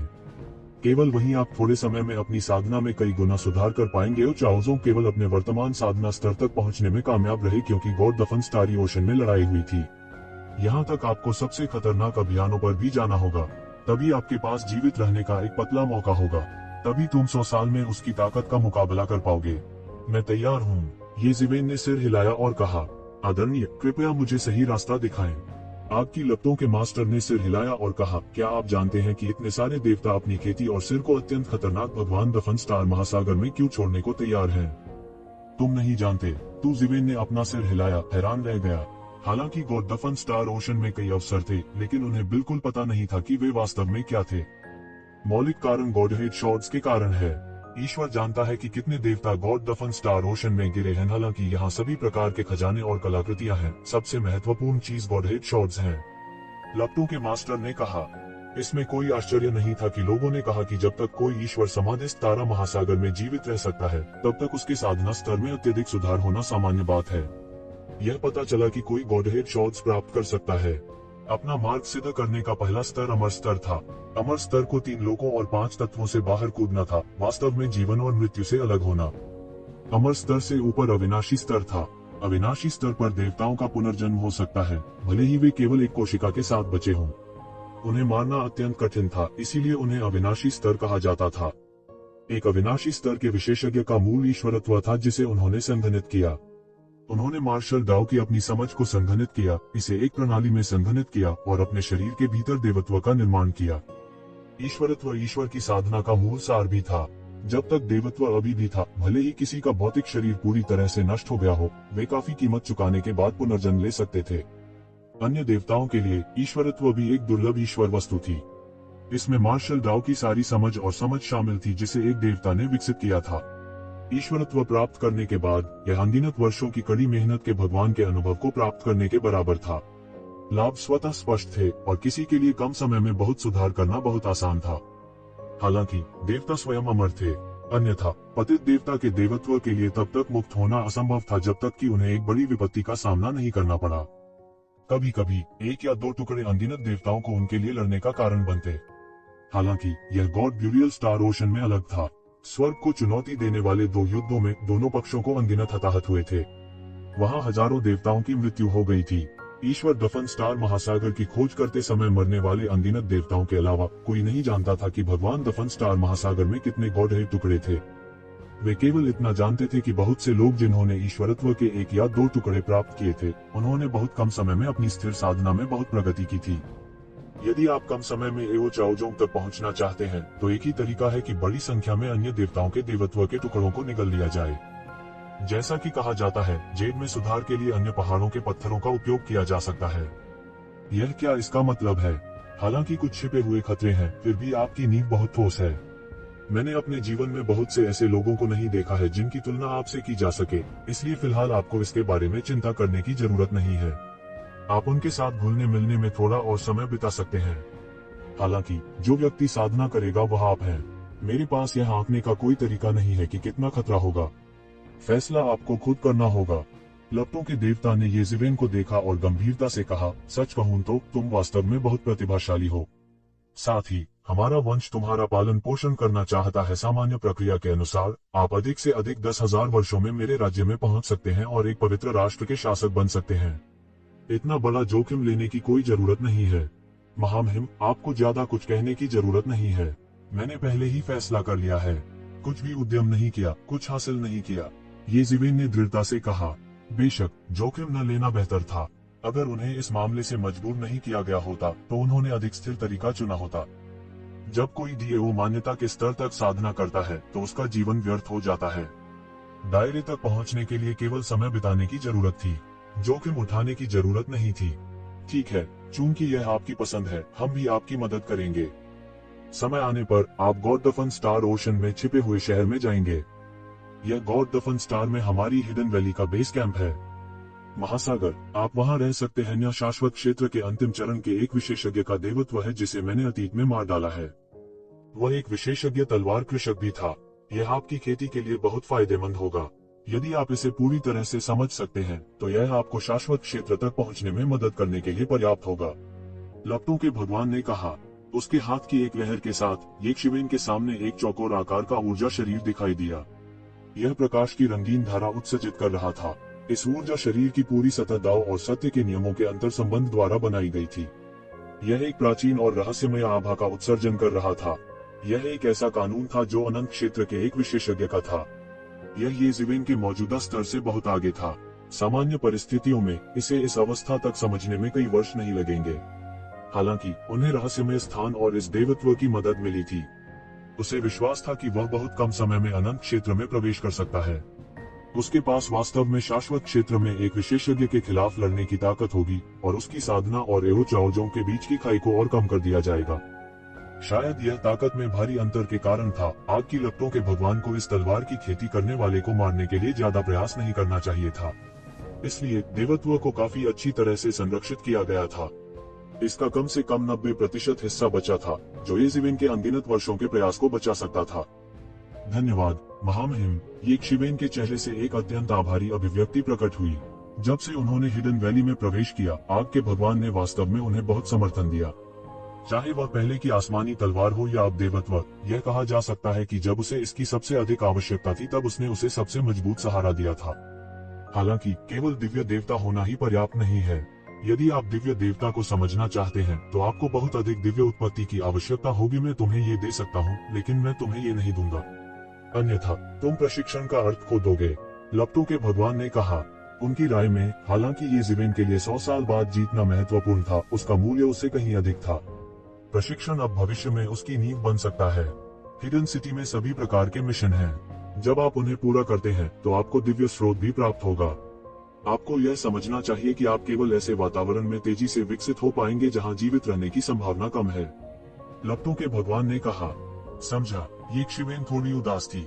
अतीत में वह वास्तव में उन देवगणों की तुलना में समृद्ध था, इससे पहले कि उसने अपने ताव को सिद्ध किया था। हालांकि अब जब उसने अपने ताव को सिद्ध कर लिया था तो उसकी संपत्ति को केवल उन पुराने राक्षसों की तुलना में दयनीय माना जा सकता था जो दसियों हजारों वर्षों या यहाँ तक कि सैकड़ों हजारों वर्षों तक जीवित रहे थे। इसके अलावा उसने पिछले 200 वर्षों में अपनी सारी संपत्ति का उपयोग कर लिया था। अब वह वास्तव में एक कंगाल था। चाहे वह स्वयं भगवान को समझना चाहता हो या ऐसा करने के लिए रहस्यमय स्थान का उपयोग करना चाहता हो, उसे बहुत सारे दिव्य स्रोत की आवश्यकता होगी। ईश्वरीय स्रोत देवताओं की उत्पत्ति थी। देवताओं के बीच भी दैवीय स्रोत एक बहुत ही कीमती कठोर मुद्रा थी। ईश्वरत्व को समझने के लिए पर्याप्त दिव्य स्रोत अर्जित करने के लिए वह केवल फिर से एक मिशन पागल बनने का विकल्प चुन सकता था। एक मिनट रुकिए, मैं आपके लिए गॉड बरियल स्टार ओशन के लिए टेलीपोर्टेशन पोर्टल खोलूंगा। आप वहां सीधे टेलीपोर्ट कर सकते हैं, लपटों के भगवान ने कहा। उसने अपने दोनों हाथों से एक अजीब और रहस्यमयी मुहर को चुभोया। अनगिनत दिव्य शक्तियां निकली। उसके सामने, येजिवेन के सामने एक अतुलनीय रूप से विशाल टेलीपोर्टेशन पोर्टल क्षैतिज रूप से दिखाई दिया। जब येजिवेन ट्रांसमिशन एरे से गुजरे तो उन्होंने महसूस किया कि आसपास का अंतरिक्ष कानून सक्रिय था। अंतरिक्ष कानून एक ऐसा कानून था जिसके संपर्क में केवल देवता ही आ सकते थे। हालांकि येजिवेन ने स्पष्ट रूप से महसूस किया कि जब उन्होंने ट्रांसमिशन व्यू का उपयोग किया और शून्य को पार किया तो उन्होंने जिस अंतरिक्ष नियम का उपयोग किया वह फ्लेम लॉर्ड्स के समान स्तर पर नहीं था। हालांकि वह स्थानिक कानूनों के विशेषज्ञ नहीं थे, लेकिन उनके शीर्षक से यह स्पष्ट था कि लपटों के भगवान ने स्थानिक कानूनों के विशेषज्ञ भी नहीं थे। उनके और ज्वाला भगवान के बीच का अंतर एक नजर में स्पष्ट था। वे दोनों दाव सत्यापन स्तर के विशेषज्ञ थे, लेकिन उनके बीच का अंतर स्वर्ग और पृथ्वी जैसा था। हालांकि इससे पहले कि वह इसे ध्यान से महसूस कर पाता, उसे पहले ही गॉड दफन स्टार महासागर में ले जाया जा चुका था। उसे अभी भगवान दफन स्टार महासागर में ले जाया गया था जब उसने तुरंत अपने चारों ओर एक हिंसक शक्ति को महसूस किया। उसे लगा जैसे उसका शरीर कुचला जाने वाला है। येजिवेन ने जल्दी से मुक्ति की आंख खोली और तुरंत पता चला कि पूरा ब्रह्मांड अराजकता में था। मध्य हवा में विभिन्न कानूनों को तोड़ा गया। यह पूरी तरह से गड़बड़ था और उनमें से कई आपस में उलझ भी गए थे। टूटे हुए स्थान ने कई ब्रह्मांडों को अस्त व्यस्त कर दिया था। अपने छुटकारे के नेत्र की दृष्टि से भी वह अभी भी पूरे ब्रह्मांड को नहीं देख सकता था। वह केवल 1000 मील के दायरे में स्थिति देख सकता था। यह उसके लिए बस एक असंभव चमत्कार था जो पहले से ही डीएओ सत्यापन स्तर तक पहुंच चुका था। भगवान दफन स्टार महासागर में अराजकता की डिग्री उसकी कल्पना से बहुत परे थी। यहाँ देवता भी अपने को दबा हुआ महसूस करेंगे। यदि कोई देवता यहाँ आया तो वह अपनी आधी शक्ति का भी प्रयोग नहीं कर पाएगा। वास्तव में यदि वह सावधान नहीं होता तो वह कानूनों से अलग भी हो सकता था। कोई आश्चर्य नहीं कि यह ईश्वर दफन सितारा महासागर था। यहाँ तक देवताओं को भी यहाँ दफनाया जाएगा। देवताओं की तो बात ही छोड़िए, यहाँ तक कि उनकी लाशें भी राख में बदलकर नहीं छोड़ी जाएंगी। दूर शून्य में तैरता हुआ एक अतुलनीय विशाल नगर था। यह शून्य में एक फीकी रोशनी उत्सर्जित कर रहा था, जैसे अंधेरी रात में एक उज्ज्वल लौ। यह बहुत ही चकाचौंध करने वाला था। ये शिवेन जानती थी कि यह एक छिपा हुआ शहर होना चाहिए। तुरंत उसकी पीठ पर हल्के पंख फैल गए। उसका पूरा शरीर तुरंत प्रकाश की धारा में बदल गया और उड़ गया। जल्द ही वह हिडन सिटी पहुंचे। जब वह छिपे हुए शहर के 1,00,000 मीटर ल के भीतर पहुंचे तो उन्होंने स्पष्ट रूप से महसूस किया कि सांकेतिक कानून सामान्य हो गए थे और उन्हें सुचारू कर दिया गया था। इसी बात ने उन्हें सबसे ज्यादा हैरान किया। न केवल वह छिपे हुए शहर की दुर्जय ताकत से हैरान था, बल्कि वह इस बात से भी हैरान था कि भगवान दफनाने वाला सितारा महासागर की विदंतियों से भी ज्यादा खतरनाक था। यहाँ तक हिडन वैली की ताकत के साथ वे केवल हिडन सिटी के 100,000 किलोमीटर के दायरे में एक शांतिपूर्ण वातावरण स्थापित कर सके। उनमें और आगे जाने की क्षमता नहीं थी। हिडन सिटी के अंदर और बाहर प्रकाश की अनगिनत धाराएं जा रही थीं। वे सब के सब प्रकार के विशेषज्ञ थे। जो लोग इस स्थान में प्रवेश कर सकते थे और बाहर निकल सकते थे वे कम से कम देवता थे। जो देवताओं से भी नीचे थे वे इस स्थान के निकट जाने का साहस नहीं कर सकते थे। यहाँ के अराजक कानूनों से उनके टुकड़े टुकड़े हो जाएंगे। येज़िवेन ने भी उड़ान भरी। चूंकि वह हिडन वैली का शिष्य था, इसलिए उसे कोई शुल्क देने की आवश्यकता नहीं थी। वह सीधे हिडन सिटी में प्रवेश कर सकता था। द हिडन सिटी एक साधारण शहर की तरह था, हालांकि यह एक सामान्य शहर से बहुत बड़ा था। इसमें डेमिगोड और ऊपर के विशेषज्ञ रहते थे। चूंकि यह हिडन वैली का मुख्यालय था, इसलिए देवता भी इसे देख सकते थे। अन्य स्थानों पर अभ्यास करते समय सावधान रहना पड़ता था। यदि कोई सावधान नहीं था तो उसे मौके पर ही टूटे हुए सांकेतिक कानूनों का खामियाजा भुगतना पड़ सकता है। देवगण मौके पर ही आत्मविनाश कर लेंगे और देवताओं को भी गंभीर चोटें आएंगी। येज़िवेन ने अपनी आभा को नियंत्रित किया और छिपे हुए शहर में चला गया। वह छिपे हुए शहर के भीतरी शहर में एक बड़े हॉल में गया। यहाँ हिडन सिटी द्वारा कई तरह के मिशन जारी किए गए थे। इन मिशनों के पुरस्कार अक्सर बहुत उदार होते थे, क्योंकि उन्हें पूरा करना कठिन था। उन्हें पूरा करने के लिए दूसरों को सौंपा जाना था। हिडन वैली के एक शिष्य के रूप में येज़िवेन स्वाभाविक रूप से इस बड़े हॉल में बड़ी आसानी से पहुंच गई। हालांकि यह छिपे हुए शहर का आंतरिक शहर था, इसने छिपे हुए घाटी के बाहर के विशेषज्ञों को मिशन स्वीकार करने या मिशन सौंपने से प्रतिबंधित नहीं किया।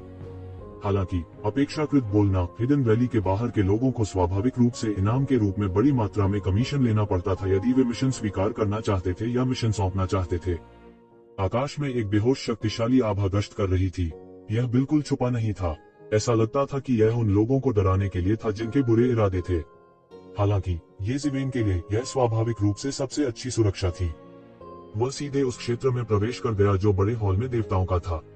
देवता मिशन उसके लिए मुश्किल या दिलचस्प नहीं थे। अब उसे बड़ी संख्या में ईश्वर स्रोत अर्जित करने के लिए बड़ी संख्या में मिशन पूरा करने की आवश्यकता थी, ताकि वह कम से कम समय में अविनाशी स्तर के विशेषज्ञ के ईश्वरत्व को पूरी तरह से समझ सके। यह उनके शरीर का सबसे कीमती अंग भी था। हलचल और भीड़ भरे डेमिगोड क्षेत्र की तुलना में यहाँ बहुत कम लोग थे। कभी कभार ही कुछ भगवान आते जाते थे। येज़िवेन ने एक नजर डाली। देवताओं के क्षेत्र में मिशनों को 1 से 9 स्तरों में विभाजित किया गया था।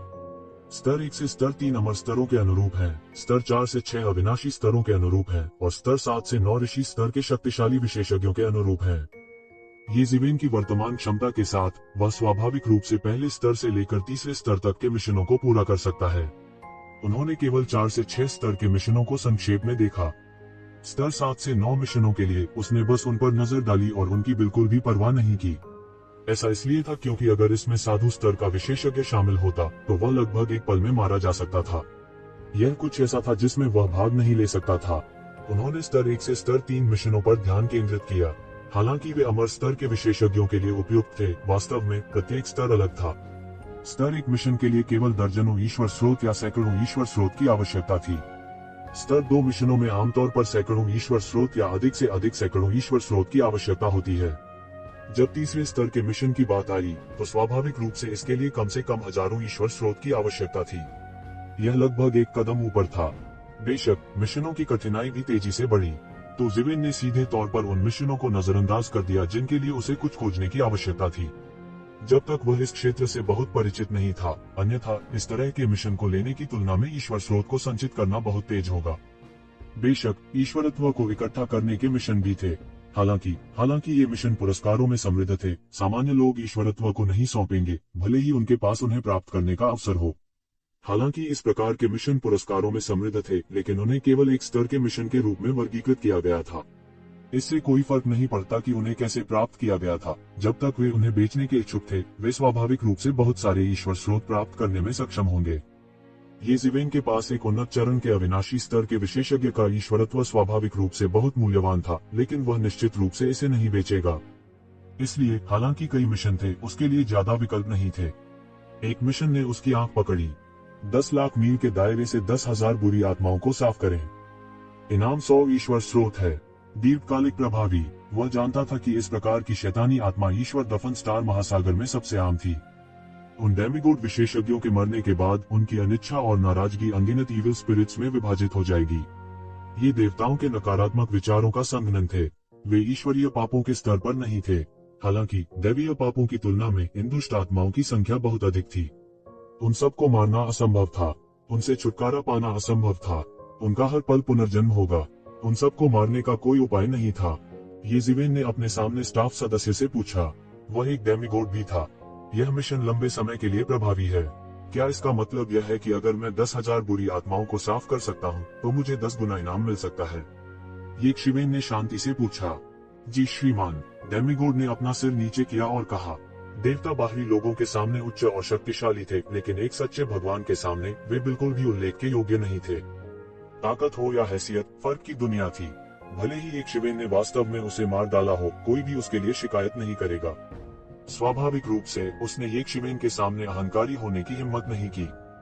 हालांकि ये जीवेन ने अपनी आभा के बारे में ज्यादा कुछ नहीं बताया, लेकिन यह तथ्य कि वह दिव्य चतुर्भुज में आया था, सब कुछ साबित करने के लिए पर्याप्त था। इसके अलावा भले ही वह एक भगवान नहीं था, लेकिन उन अद्वितीय प्रतिभाओं की तुलना में उनका सामना करना अधिक कठिन था जिन्होंने अपने डीओ को सिद्ध किया था। उनकी एक मजबूत पृष्ठभूमि थी। मैं इस मिशन को स्वीकार करूंगा, लेकिन आप कैसे जानते हैं कि मैंने कितने मारे हैं? ये जीवेन ने पूछा। यह बहुत आसान है। जब समय आता है तो आपको केवल एक विशेष यंत्र लाने की आवश्यकता होती है, जिसे हमने विशेष रूप से बनाया है। यह यंत्र रिकॉर्ड करेगा कि आपने कितने लोगों को मारा है। समय आने पर आप इस यंत्र को मिशन जमा करने के लिए ला सकते हैं। आप इस यंत्र का उपयोग यह जानने के लिए भी कर सकते हैं कि आपने कितनी बुरी आत्माओं को मारा है। डेमिगोड ने सम्मानपूर्वक कहा। जैसे ही उन्होंने बात की, उन्होंने यंत्र सौंप दिया। इस उपकरण का ग्रेड बहुत अधिक नहीं था। ऐसा लग रहा था कि वास्तव में मारे गए इविल स्पिरिट्स की संख्या को रिकॉर्ड करने के लिए इसका इस्तेमाल किया गया था। उन्होंने अन्य मिशनों को देखा। मैं एक ही समय में कितने मिशन स्वीकार कर सकता हूँ? तो जीवेन ने पूछा। सर, इविल स्पिरिट्स को मारने जैसे नियमित मिशन के अलावा आप केवल एक मिशन को स्वीकार कर सकते हैं, क्योंकि केवल एक ही व्यक्ति इस मिशन को पूरा कर सकता है। डेमिगोड ने कहा। आपके द्वारा इस मिशन को स्वीकार करने के बाद दूसरे अब इसे स्वीकार नहीं कर सकते। मिशन के लिए आप प्रत्येक एक मिशन को केवल एक ही स्वीकार कर सकते हैं। शुरुआत में ये जीवेन ने सभी मिशनों को स्वीकार करने और उन्हें एक एक करके पूरा करने की योजना बनाई। हालांकि अब यह असंभव लग रहा था, इसलिए वह केवल एक को चुन सकता था और धीरे धीरे उसे पूरा कर सकता था।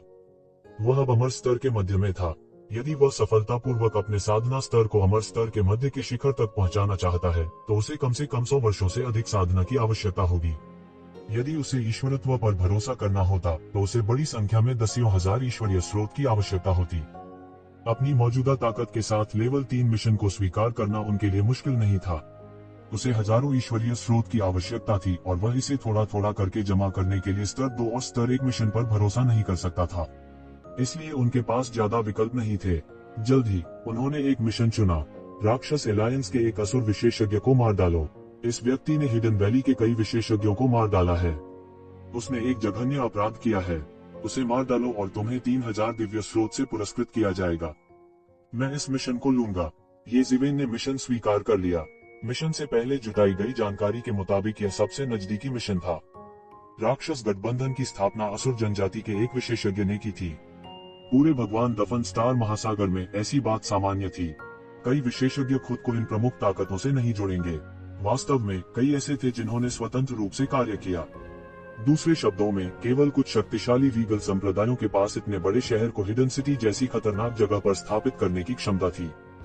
पर्याप्त ताकत के बिना इतना बड़ा लक्ष्य आसानी से भगवान दफन स्टार महासागर में कई शक्तिशाली अस्तित्वों की लालची आंखों को आकर्षित करेगा। गॉड बेरियल स्टार ओशन में सभी जीव दुष्ट आत्माओं की तरह नहीं थे जो देवताओं के लिए खतरा पैदा नहीं करते थे। ऐसे अनेक जीव थे जिनकी तुलना देवताओं से की जा सकती थी। उनमें से बहुत से मरे हुए देवताओं से रूपांतरित हुए थे। उनके शरीर में देवत्व था। वे बहुत दिनों तक जीवित रहे और उनका बल देवताओं के तुल्य था।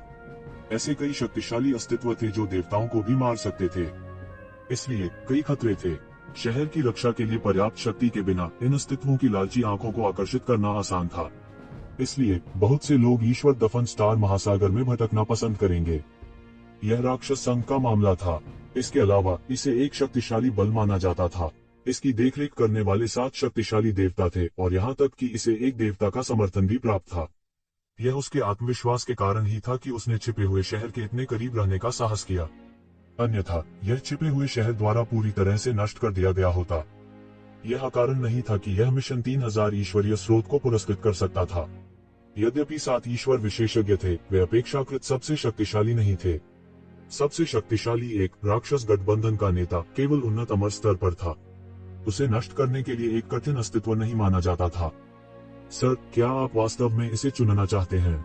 रक्षा गठबंधन से निपटना आसान नहीं है। क्या आपको लगता है कि आपको अपने साथ जाने के लिए कुछ और लोगों की तलाश करनी चाहिए? डेमिगॉड ने येज़िवेन को देखा और कुछ विस्मय के साथ कहा। हालांकि राक्षस संघ बहुत मजबूत नहीं था, यह कमजोर भी नहीं था। इसके अलावा 7 दाव पुष्टि विशेषज्ञ थे। अकेले गए तो जिंदा लौटना बहुत मुश्किल होगा। उनके विरोधी 7 देवता नहीं थे, बल्कि 7 शक्तिशाली देवता थे। कोई जरूरत नहीं है, इसे मेरे लिए रिकॉर्ड कर लो। मैं इस मिशन को स्वीकार करूंगा, येज़िवेन ने आत्मविश्वास से कहा। वह रिकॉर्डिंग खत्म करने के लिए देवता की प्रतीक्षा कर रहा था और फिर तुरंत हॉल से गायब हो गया। आसपास के डेमिगॉड स्टाफ के सदस्यों ने एक दूसरे को निराशा में देखा। उन्हें नहीं पता था कि येज़िवेन का आत्मविश्वास कहां से आया। वे पूरे वर्ष भगवान दफन स्टार महासागर में तैनात थे। वे बाहरी दुनिया से अलग हो गए थे। नहीं तो सिर्फ उसका नाम देखकर ही उन्हें पता चल जाता कि येज़िवेन नया उभरता हुआ सितारा है। इस समय मुख्य हॉल में एक देवता ने उनकी दिशा में देखा और मिशन स्वीकार करने के लिए जल्दी से मुख्य हॉल छोड़ दिया। उसी समय एक विशाल ग्रह पर, जहां राक्षस गठबंधन स्थित था, असुर जनजाति का एक अत्यंत कुरूप व्यक्ति जो एक विशाल सिंहासन पर बैठा था, ने अचानक अपनी आंखें खोली। उसने एक संचार तावीज पकड़ा जो आकाश से गिरा और उसे देखा। वह मदद नहीं कर सकता था, लेकिन एक क्रूर मुस्कान प्रकट करता था। बड़े भाई, क्या बात है? इसी समय कुछ और लोगों के छायाचित्र आ गए। ये लोग राक्षस गठबंधन के 7 शक्तिशाली देव स्तर के विशेषज्ञ थे। हालांकि वे हिडन सिटी के जितने शक्तिशाली नहीं थे, उन्होंने उस विशाल ग्रह को बदल दिया था जिस पर वे एक विशाल किले, एक युद्ध किले में थे। न केवल इसकी रक्षा शक्तिशाली थी, बल्कि यह ईश्वर दफन स्टार महासागर में भी स्वतंत्र रूप से यात्रा कर सकती थी। उन्होंने वर्षों में कई स्थानों को लूटा था और उनके अधिकांश धन का उपयोग इस विशाल ग्रह को बनाने के लिए किया गया था, जिसे उन्होंने राक्षस ग्रह नाम दिया था। आखिरकार यह उनके अस्तित्व की नींव थी। सीधे चोट लगने पर भगवान भी मर जाते। गॉड दफन स्टार ओशन जैसे खतरनाक माहौल में जिंदा रहने से ज्यादा महत्वपूर्ण कुछ नहीं था। भले ही यह एक साधना साहसिक कार्य था, यह एक ही था। एक मूर्ख ने रक्षा गठबंधन को नष्ट करने के मिशन को स्वीकार कर लिया है। वह मौत को दावत दे रहा है। राक्षस एलायंस के प्रमुख ने उपहास किया और कहा, ऐसा लगता है कि वह एक नवागंतुक है। अन्यथा अमर स्तर के विशेषज्ञ इस मिशन को स्वीकार करने की हिम्मत नहीं करेंगे। संयोग से एक और व्यक्ति है जो मृत्यु को प्रणाम कर रहा है। खुफिया जानकारी के अनुसार उसे चाहिए मध्य अवस्था अमर स्तर पर हो। वह बुरा नहीं है, वह स्वभाव से सतर्क था। चूंकि उसने छिपे हुए शहर के इतने करीब शिविर लगाने का साहस किया, इसलिए यह असंभव था कि उसने छिपे हुए शहर में प्रवेश करने के लिए जासूसों की व्यवस्था नहीं की। नहीं तो सावधान न होने पर उसकी जान भी जा सकती थी। उसने हमेशा हिडन सिटी द्वारा भेजे गए विशेषज्ञों के आधार पर भागने का फैसला किया था। यदि कोई अमर स्तर के विशेषज्ञ पास से गुजरते तो वे तुरंत छिप जाते। इसके विपरीत यदि केवल अमर स्तर के विशेषज्ञ होते तो वे पलटवार करते और उन्हें मार डालते। हालांकि वर्षों में अमर स्तर के विशेषज्ञों ने धीरे धीरे पता लगाया कि रक्षा एलायंस कोई सामान्य व्यक्ति नहीं था जिससे निपटने के लिए जब तक लोगों का एक बड़ा समूह नहीं आया तब तक किसी ने भी उनकी मृत्यु तक जाने की हिम्मत नहीं की। हालांकि अगर ऐसा होता तो इन अनुभवी डाकुओं को चुपचाप छिपने की जगह मिल जाती। यही कारण है कि वे इन सभी वर्षों से इससे दूर रहने में सक्षम थे। यदि वे शक्तिशाली होते तो वे भाग जाते, लेकिन कमजोरों का उनके लिए कोई मुकाबला नहीं था। यह सही है। हा, ऐसा मूर्ख बहुत कम देखने को मिलता है जो मौत को दावत दे रहा हो। दूसरे नेताओं ने कहा, हे, यह एक इंसान है। यह बहुत अच्छा है। मैंने लंबे समय से मानव मांस नहीं खाया है। यह एक शक्तिशाली कुत्ता दानव भगवान था जिसने ऐसा कहा था। हालांकि राक्षस गठबंधन की स्थापना डेविल जनजाति के एक असुर विशेषज्ञ द्वारा की गई थी, लेकिन इसमें सभी कुलों के सदस्य थे। यह असुर विशेषज्ञों तक ही सीमित नहीं था। इन अनियमित संगठनों की यही विशेषता भी थी, क्योंकि वे अपने स्वयं के गुटों से पर्याप्त विशेषज्ञों की भर्ती नहीं कर सकते थे। इसलिए वे केवल उन लोगों में शामिल होना चुन सकते थे जिनके समान हित थे। यह सही है, समय आने पर मुझे अपना एक हाथ दे दो, दूसरे व्यक्ति ने क्रूरता से कहा। भाइयों, चलो राक्षस ग्रह को बाहर निकाल दे ताकि वह हमें ढूंढ न सके। हा, राक्षस गठबंधन के नेता जोर से हंसे। किसी भी अचानक हमले को रोकने के लिए राक्षस ग्रह पर गठन से छिपा होना पसंद करेगा, इसलिए कोई भी इसे खोजने में सक्षम नहीं होगा। जल्द ही एक विशाल ग्रह पतली हवा से शून्य में प्रकट हुआ, जो मूल रूप से खाली था। यह वास्तव में निरर्थक खोज में लोहे के जूते पहनने का मामला है, केवल संयोग से इसे खोजने के लिए। जैसे ही वे बाहर आए, उन्होंने एक व्यंग्य सुना। क्या तुम सच में सोचते हो कि तुम मेरे सामने छिप सकते हो? इस समय येज़िवेन की आकृति पहले ही ग्रह में प्रवेश कर चुकी थी। बाहर स्थापित सभी संरचनाएं बेकार थीं। वे येज़िवेन को बिल्कुल भी नहीं रोक सके। वे उसे बिल्कुल चेतावनी भी नहीं दे सकते थे। यह कल्पना की जा सकती थी कि येज़िवेन की घुसपैठ की क्षमता इस स्तर तक पहुंच गई थी। हालांकि उन्होंने लंबे समय से राक्षस स्टार को छुपा रखा था, येज़िवेन ने हमेशा मुक्ति की आंख खुली रखी थी। उसके सामने इस तरह का छिपना बेमानी था। उन्होंने इसके माध्यम से सीधे देखा। ये लोग अभी भी खुद पर गर्व कर रहे थे, ये सोचते हुए कि येज़िवेन अपने ग्रह को नहीं ढूंढ पाए। यह कैसे संभव है? अगर कोई अंदर आता तो हमारे ग्रह के बाहर के गठन ने इसे पहले ही खोज लिया होता। राक्षस संघ के नेता ने अविश्वास में कहा। इस ग्रह किले को स्थापित करने के लिए उन्होंने वर्षों में बहुत प्रयास किया था, इसलिए वे अति आत्मविश्वास में थे। इसलिए ज्यादातर समय वह चीजों को लापरवाही से करता था और बिल्कुल भी परवाह नहीं करता था। कई अन्य शक्तिशाली देवता गुरुओं ने भी एक के बाद एक अपनी दिव्य इंद्रियों को बाहर निकाला, येज़िवेन के शरीर को स्कैन किया और उसे मजबूती से बंद कर दिया। इसमें इतना मुश्किल क्या है? येज़िवेन ने लगातार अपने पंख फड़फड़ाते हुए कहा। आकाश और सूर्य को ढकते हुए पंख हजारों मील तक फैल गए। तुम लापरवाह येज़िवेन हो। अचानक राक्षस गठबंधन के मुखिया की याद आई। तुम इतनी जल्दी कैसे आ गए? उसे अभी कुछ समय पहले ही खबर मिली थी, लेकिन येज़िवेन पहले ही आ चुकी थी। येज़िवेन की गति उस गति से भी तेज थी जिस गति से उसने संदेश भेजा था। इसमें ज्यादा समय नहीं लगा। वास्तव में आप जानते हैं कि मैं आ रहा हूँ। ऐसा लगता है कि आपके पास मुखबिर भी है, लेकिन यह बेकार है। चूंकि मैं आज यहाँ हूँ, आप कितनी भी तैयारी कर लें, यह बेकार है। येज़िवेन ने कुछ देर सोचा और तुरंत समझ गई कि दूसरा पक्ष क्यों तैयार था। किसी ने उसकी जानकारी लीक कर दी होगी। ऐसा लगता था कि जब उन्होंने मिशन स्वीकार किया तो बहुत सारे लोग थे, इसलिए समाचार फैलाना आसान था। इसे अगली बार अधिक सावधान रहने के लिए उसके लिए एक सामान्य सबक भी माना जा सकता है। लेकिन इससे कोई फर्क नहीं पड़ा। वह अपने बल से किसी को भी परास्त कर सकता था। तो क्या हुआ अगर आपने इसका अनुमान लगा लिया है? चूंकि आप यहाँ बिना आवाज के घुसने में सक्षम थे, ऐसा लगता है कि आप भी एक हत्यारे हैं। लेकिन यह अफसोस की बात है। यदि आप बिना आवाज के चुपके से अंदर आ सकते तो हम वास्तव में कुछ हताहत हो सकते थे। अब जब आप हमारे द्वारा खोजे गए हैं, तो क्या आप अभी भी यहाँ से जीवित निकलना चाहते हैं? यह हास्यास्पद है, रक्षा गठबंधन के प्रमुख ने उपहास के साथ कहा। वह अपने दिल में थोड़ा चौंक गया। येज़िवेन की गति बहुत तेज थी, लेकिन फिर वह पूरी तरह से आश्वस्त था। मुझे उस तरह के तरीके का उपयोग करने की बिल्कुल भी आवश्यकता नहीं है।